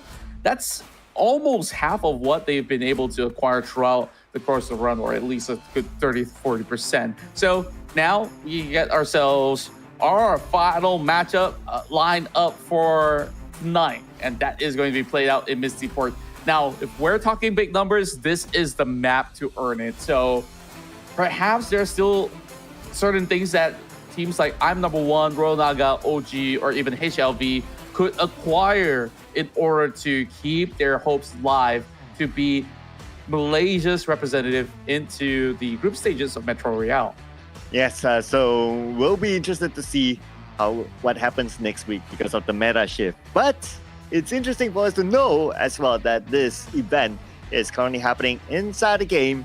This is the PUBG Mobile's Airdrop Carnival, open right now, and you can be joining a pirate bash here. Explore the Ocean's Odyssey new theme area for the Pirates Booty Island, and you can collect airdrop tokens and head to the Airdrop Carnival inside the game to upgrade your airdrop crate to level 5 for guaranteed set or emote of your choice. Don't forget to jump into the game from August 16 to 18 to open your airdrop crate by that.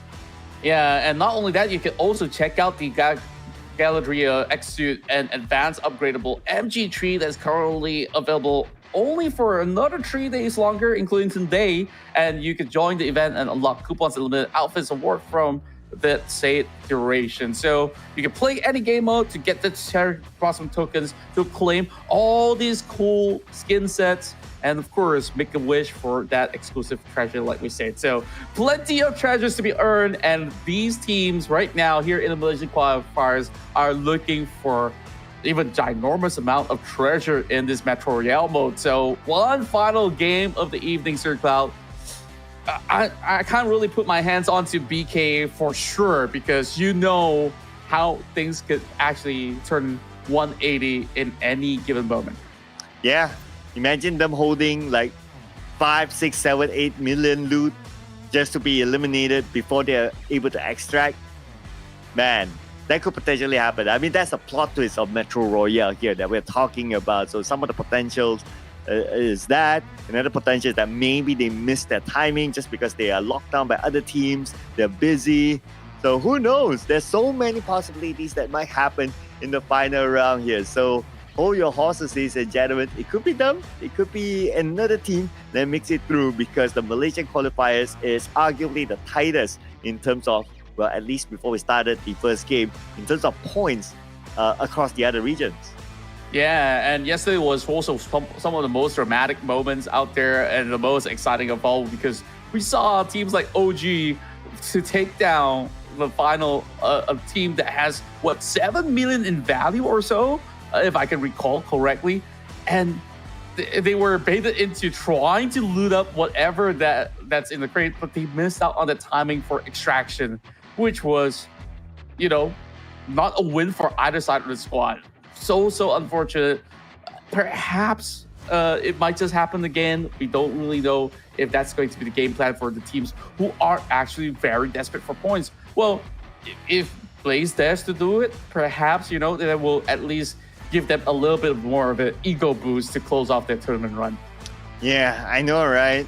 Man, if they can like be the villains, in other words, right? Like, okay, whoever's at number 1, they just needed to become the villains to eliminate them while they are carrying loot.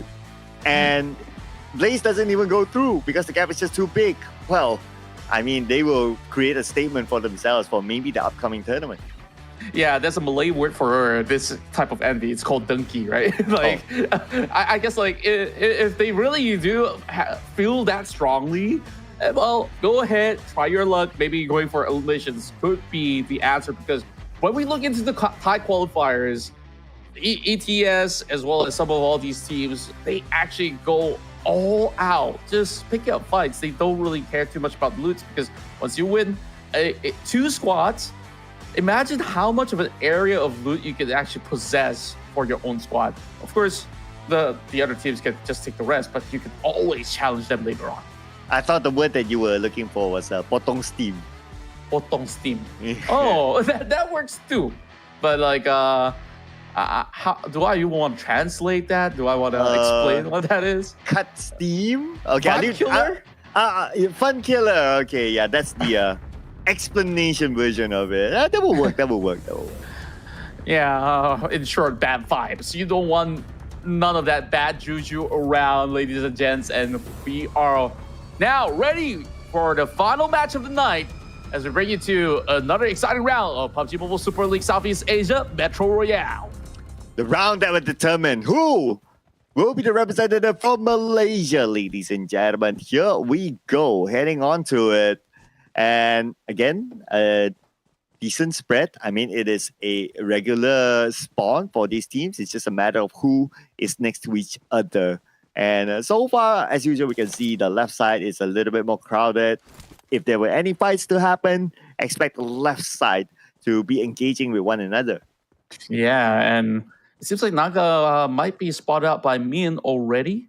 But the good news is they will be able to secure a compound for themselves. So go ahead and take whatever is necessary to gear themselves up for a potential battle. Sprays are already happening on zombie. I believe that to be perhaps a bigger zombie that they're dealing with. Meanwhile, Budak Baru 90 We haven't really seen too much from him, but these are the members of the side of Blaze that will start off here with that 16K. And OG, I'm not too sure how they have actually gotten it done so quickly, but they already found 245K in the back. Wow. It just shows that they are the OG of the game. But yeah, the Buddha Baru guy, I believe he is a substitution because we have not seen him since yesterday. So probably brought into the final game to give a final push for the team, maybe, or just to be the villain later on. Well, we'll see what actually turns up. But at least it's interesting to note that some of these teams, they are prepared with substitutions for whatever circumstances there is. Yeah, I wonder what is the main value of a substitution here? Is it more firepower or a better strategy planning into how they want to diversify their looting style to get much more value of into this match? And we already see big improvements for the side of Blaze. They're already putting bigger priority onto getting those loots, adding into at least 100K at the moment. Oh, OG, they're planning to get into the mining cards and just to cut through into the premier tier loot at the very least. So who knows whether there's going to be a little bit more action happening into the central ground, into the missile silos, because that's where we will see majority of these teams vying for a spot to gain the most Metro cash. You know what they say about those sort of changes, and maybe it's still yet to be explained. It's for them to know and for us to find out. Speaking of which, we find out that there is one waiting at the back end corner. It seems like the rest of BK, they just know exactly where to pry on. It's going to be Ting here blocking the exit of the rest of Team Blaze. This is one fight that he's going to be very happy to take, but he's all alone. But it's definitely psychological warfare up against some of all these members of the side of IM1. That's one big team that they will need to win against. And imagine this.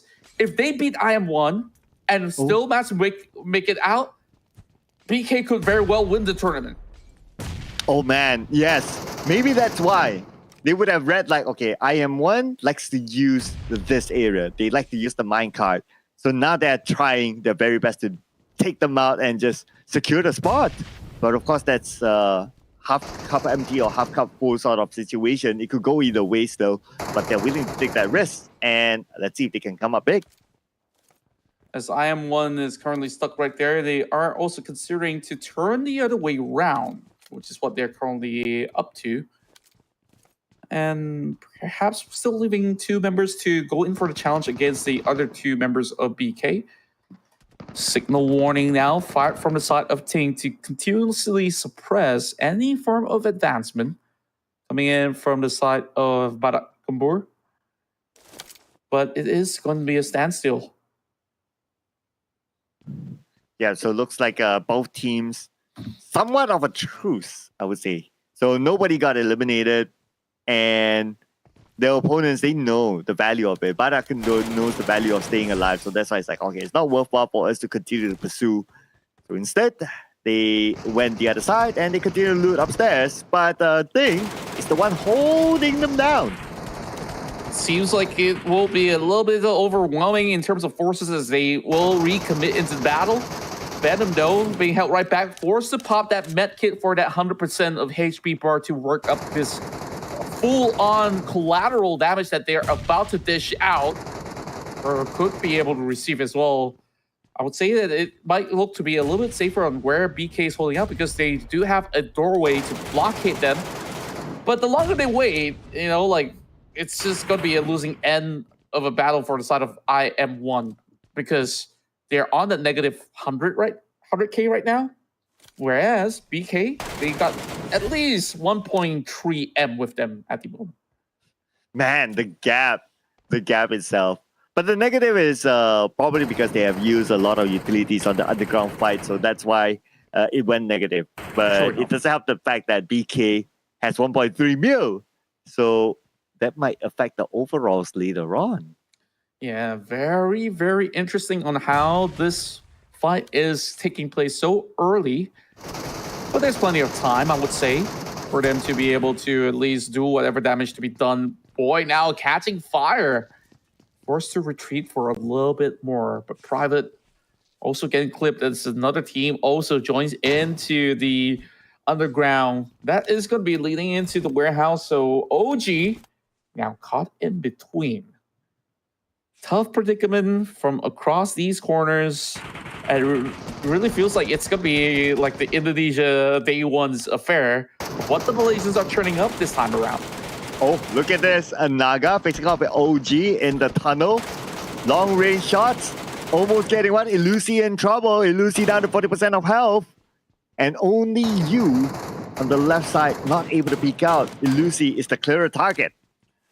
Yeah, I'm pretty sure that fans of only you will be rooting for him to be able to make a certain exchange. And Kowalski trying to find that golden opening, but every time he goes in for the jiggle peek, he always receives a tag of damage and his armory is slowly wearing off. Remember that this whole tunnel is long passage. Even if you're going to go in for the U-turn, it's not really favoring anybody at all, honestly. This is going to be an up-close grenade coming from Speed, though. They'll be able to dodge it. They do expect this to follow through. Well, Zeus receiving damage from another corner of the map. Yeah, they probably had the pin. So that's why they fall back. But at the end of the day, Speed is still being pinned down.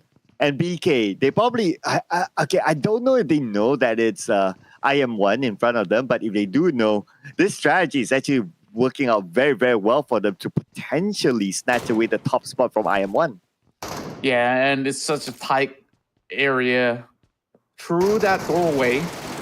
And how they finally get that opening knock. They will continue to press on. Now Molotovs are also being put right into place. What's it going to be the case for the side of IM number one? Because now they have to go in for a quick pickup. Buying a lot more time, unable to also push through. Seems so tough for a direct answer in this battle. But do they still have any more grenades? I do wonder coming in from the side of IM number one. Okay. Just looking over at the players' utilities, right? Speed is out of nades. Rainbow is out of nades. King Oni has 2 nades, but he's on BK. And we move over to OG. They are in a standoff as well with Naga. So we got 2 different standoffs happening at the same time. That means 4 teams are not looting.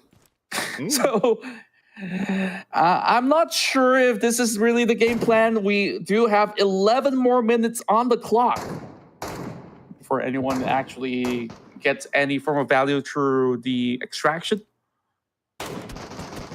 Guess they can do this all day. And perhaps just run out of bullets as well. But, oh, that was a catch. Kowalski down. He's been knocked before. But it's still not so straightforward. Another smoke to be popped right through. Naga. I'm going to cut right across these corners just to close the distance with this nade. And it's going to be an exchange as those grenades fly right through. Another knock! Oh. Once again, this time over on Private. And that will be also being lobbed right back at them as well. The side of NG pushes through. And they will find one through the smoke. But Skipper's catching fire. He's got to turn all the way back. They know this is going to be a losing battle, but they do have those Molotovs to buy a little bit more time and space. And OG still stuck with 500-ish points. Now we're down to the last 10 minutes. In the meantime, Naga lost 1 player, so that's a confirmed elimination that went to the hands of OG. So let's see if they'll continue to pursue. Now OG still is in the mood to try to gain more points out of this fight. Managed to get 1 shot, 1 knock, 1 more to go, 1 more to go. There you go. There's time for a rush in here. Blind spray into the smoke by Mr. Kowalski to eliminate the entire Naga squad. What a preemptive strike coming in. They got all of that through the smoke. But they were also smart enough because they would also expect them to try to push a little bit forward because there's only one way to exit out of that. And if they want to put a little bit more pressure. And by doing so, OG now gets themselves 4 elimination points. That is one big ace in their hands. And with Naga eliminated, well, unfortunately, we will not be seeing them in the next stage of tournament. So thank you so much, Naga, for playing. Anyway, they still get part of the UC prize pool. But we're back on to IM1 now versus BK. Still at a Mexican standoff with 8 more minutes to go. This is the most important target that these players are focusing on from the side of BK. But OG, though, they will be the ones that will have the most points at the moment, as they have acquired another 1.2 million off of that fight that they've just won. And both sides, they're holding hands, or should I just say, peeping through the windows against each other, like you're this frustrated neighbor, just wanting to just send mixed signals. But over here we have Damfen soaking some damage. These are members of Blaze. Despite not taking part in those battles, they are still holding on to just 1.2 million. And let's see if HLV will take advantage of this, though. Min is going in for a wraparound. So let's see what sort of surprise he can come up with. HLV, however, they're playing without Alex, as Alex have extracted himself. So 3 players left. Ate going in for a flag. We saw his flag yesterday, and now he's doing another flag. He got a good clear shot. Ate, just a matter of time till he pulls the trigger. Oh, they don't know that Ate's there at all. Ate gets one. Can he get a second one right now? Ate waiting for his team. Oh, he's aware of the backstab. Going for a 1v1. Ate counters the backstab beautifully. That's just crazy. Just look at that phenomenal spray. He could have actually gotten 2 back-to-back, but because of that backstab, he has to deal with whatever pressure first. And I think we can confirm this is the guy that we've been speaking about, right? The way that he moves, the way that he plays was just exceptional.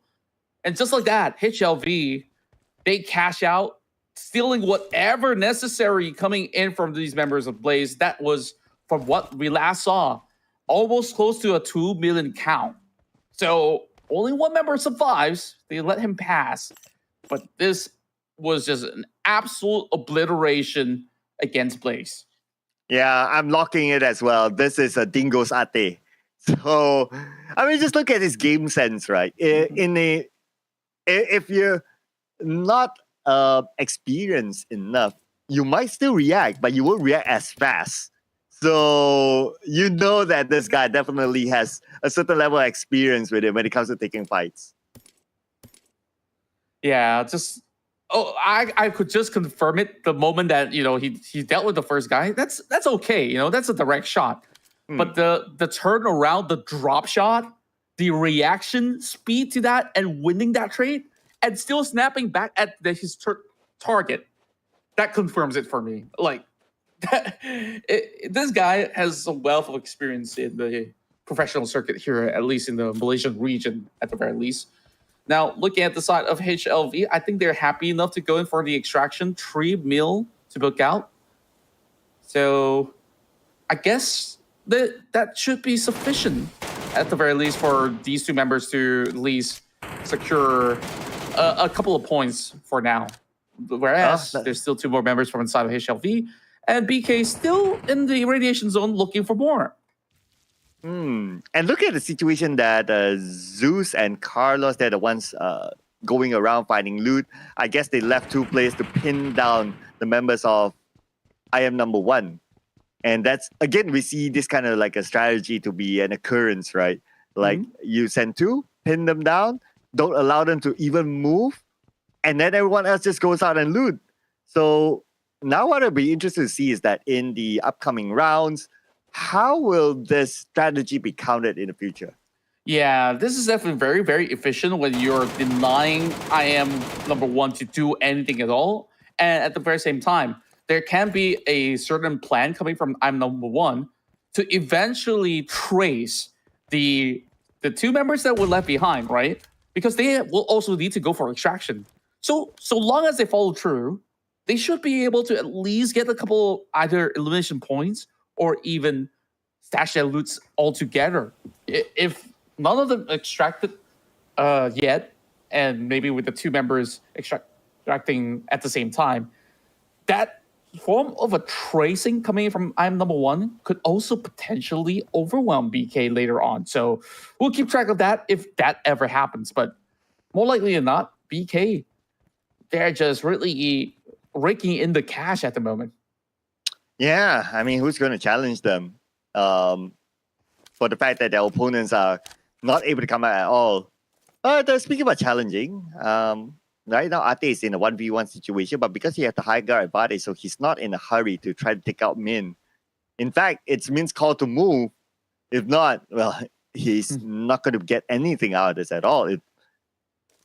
Yeah, just a little bit of a waiting game hurts nobody, but making sure that they get out within the time frame of 3 minutes. And Ate knows there is an extraction point.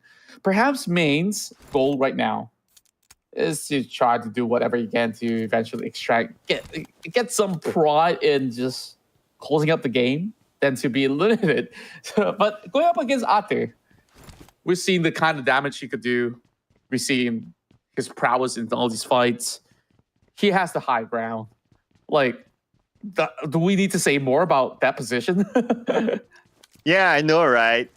He has the high ground position. I mean, it's Ate, so yeah, it's all him.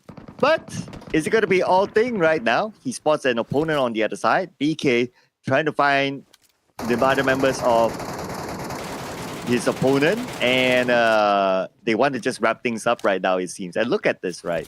Like, I am number one. They're almost in a 1 million deficit, but just not moving at all. Yeah, since they're on the deficit, they can't commit to the battle. They don't really have to worry about, not getting extracted or so. And it seems like it will be the full squad of BK to cut right through. I'm Speed. It seems like he's all alone. So where exactly is the rest of the members of I'm number one? Well, don't have an answer for that, but the answer that I do have right now is public service announcement. There's about a minute and a half more before the timer runs out. So stop fighting, guys. It's time to cash in everything. Yeah, like, I thought the radiation zone also has an extraction point, so why are they hanging out in the tunnel? BK's effort might be absolutely for nothing. Just full send it. I don't care. Like, if you have to lose members, you need somebody out of here. Oh, man. BK, right now, okay, they're making a run for it. They're probably looking at their watch and saying to themselves that, hey, you know what? We got to go. It's a minute left. Okay, Venom from I am number one, getting out of here. So his other teammates need to do the same as well. If not, the loot won't count. Well, they're in a negative 1 million anyway. So I don't know if that will be counted. Nah, it's no value at all. It just seems like they got stunted the whole game. Like, I'm pretty sure that there's at least something that they get from the outskirts before extracting as well, just to raise that value. I don't care if it's $1 of a cash, but extracting like that leaves nothing at all for the side of I'm number one. So maybe, just maybe, the big winners here could just potentially be HLV, or even better yet, OG as well. Oh, could the negative still count? I'm not sure. Okay. But what I'm sure is that, well, the only way for I am number one to make it in time is that... Wait a second. Wait. BK! 3 more seconds! They can't cash in 4 million! They can't cash in that 4 million! Contra, after all that effort of holding the I am number one, they could not cash in at all! It just makes no sense to me. They took too long of a battle in the tunnel. That was a bait overall. And they're the ones who were doing absolutely fine. Why could they not find that point of extraction? And that was just one play that they had to deal with. Oh, all that effort in vain. It's just so difficult for me to watch. He's not the only one. OG is also not receiving points here. Oh, yeah, OG as well. Okay, so let's remember, right? BK is 4.1 mil, OG is 2.9 mil. When we see the overalls later on, I want to see how much... would this 4.1 and 2.9 mil would have made a difference between them out of the game, out of the competition, or moving on to the next round. We need to remember these numbers and we need to look at that. It's so tough to even say. Like HLV, I think like they do bank in a lot here, but I'm just trying to do the math as well in my head right now, which is why I'm struggling to really sort this commotion. But finally, we get the ejection. This is past the mark, and only one member of BK to even make their move, and that will be Zeus. It's so sad that we saw Zeus as the chosen one in this past round, but this time unable to just secure the round. Like, and it was just what speed? Like 4 members versus 1. They thought that it would be in the full squad. If I look at the timer and I'm still fighting with somebody, I don't care. I'm charging through. You know, like it's all in or nothing, because if you don't get out, you still get nothing.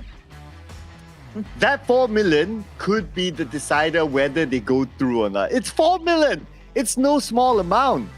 And BK, I mean, they won the previous round. It felt like they were in the running. But if they don't cash in this 4 million, some other team might have taken over them. It could be HLV. Now, with OG also cashing out. Wait, OG did not cash out as well. There's one member still looking around. They didn't cash out. They don't get any value. So is HLV going to take it? Or was there any other team that has been able to eject safely and has a decent value? I can't even recall right now, because it's just baffling. It's just so baffling on how this ends up being anticlimactic and dramatic at the same time. If it's HLV that makes it through, it is the biggest comeback among all the regions. It definitely will be. But the margin must be really, really tight if they were to actually secure it. So I think we really just got to take a look at the results, because that result will speak volumes of what really goes down here. So keep in mind, BK, previous win, sure. Does this negate any form of chance? And the last one we saw coming from I am number 1, they did manage to evacuate, but they were at negative. So I would still consider it a 0. That fight over a tunnel was just useless for both ends. Nobody benefits. It felt like there was a benefit at some point until they failed to cash in. Yeah, so I don't know, man. I don't know. This round. It's weird. It's just it's weird. This is the weirdest region today. I'll give it to them. I don't know if that's worthy of an award, but I hope that, you know, they get everything sorted out by the time that whichever team makes it into the group stages. Of course, the Malaysian team, I feel, wasn't exactly cleanest in terms of their play style. Like, the only one that has the priority here was evidently BK for today. Like, BK was doing all the loots. They don't really want to take unnecessary fights. And when they do, they manage to also get a win or so. So not too shabby. This is a team that you would definitely like to see in perhaps a finals run. Someone who knows how to juggle a little bit. But I'm number 1. They also should know they were also in the running. Like, so why do you want to commit yourself into a tight area of space where you can't exactly trade? You're not exactly winning the trade. You're still committing and have that standstill. I think that went on for 10 minutes plus. Honestly, throughout the whole game, if you ask me. Yeah, it felt like almost the entire game. But okay, we're gonna get some numbers here. Okay, this is, look at this, right?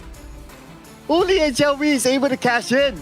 No one else is able to cash in, either through they were eliminated or they didn't make it in time.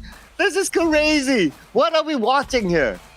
I don't know, Chief, but if you're telling me this, well, Blaze, we counted the numbers. They're not in the running. 300K is just chump change right now. That 4 million in the hands of HLV will be the deciding factor. Will they be the one to go through, or could it be BK? It's either or from what it looks like. Yeah, it could be, you know? Okay, we're gonna see the overall style. Okay, not yet. Calm down. We got HLV, Alex as the MVP to start. 1.7 mil. Honestly, it's probably one of the lowest MVP numbers, but hey, if they're the only team to cash in, well, whatever, man. Yeah, at the end of the day, they're still millionaires, you know? Like, this is still good shout coming in from Alex. Good job, well done. But I'm questioning the rest of the pack, man. Like, you guys just delivered this one for free towards the side of HLV. And, you know, take a prime example out of Ape, right? He was just taking fights, and yet he makes it out alive. And here we have it, ladies and gentlemen. What? The difference is 1 million. Less than 1 million, in fact. Dude, make that 400,000. Oh no, what are we watching here? Barakano did not cash it, but still made it. I can't believe my eyes. And I'm the one they were denied from doing anything in this match. Imagine if they just cashed in like 200K or get a few eliminations through that battle. It would have been them as well. It was so close between all three teams, and now we have our top three teams from Thailand, Indonesia, and Malaysia. From Thailand, we got EST, or ETS, is still strong to represent. We have Royal Naga, ID, and Badak Gabur of Malaysia to play in the groups. And here are the other teams. And look at this. It's Face Clan, Seb9, and Boom Esports. They are in for a ride. Are you telling me we are going to see Ventores? We are going to see Yuhai. We are going to see Yummy playing.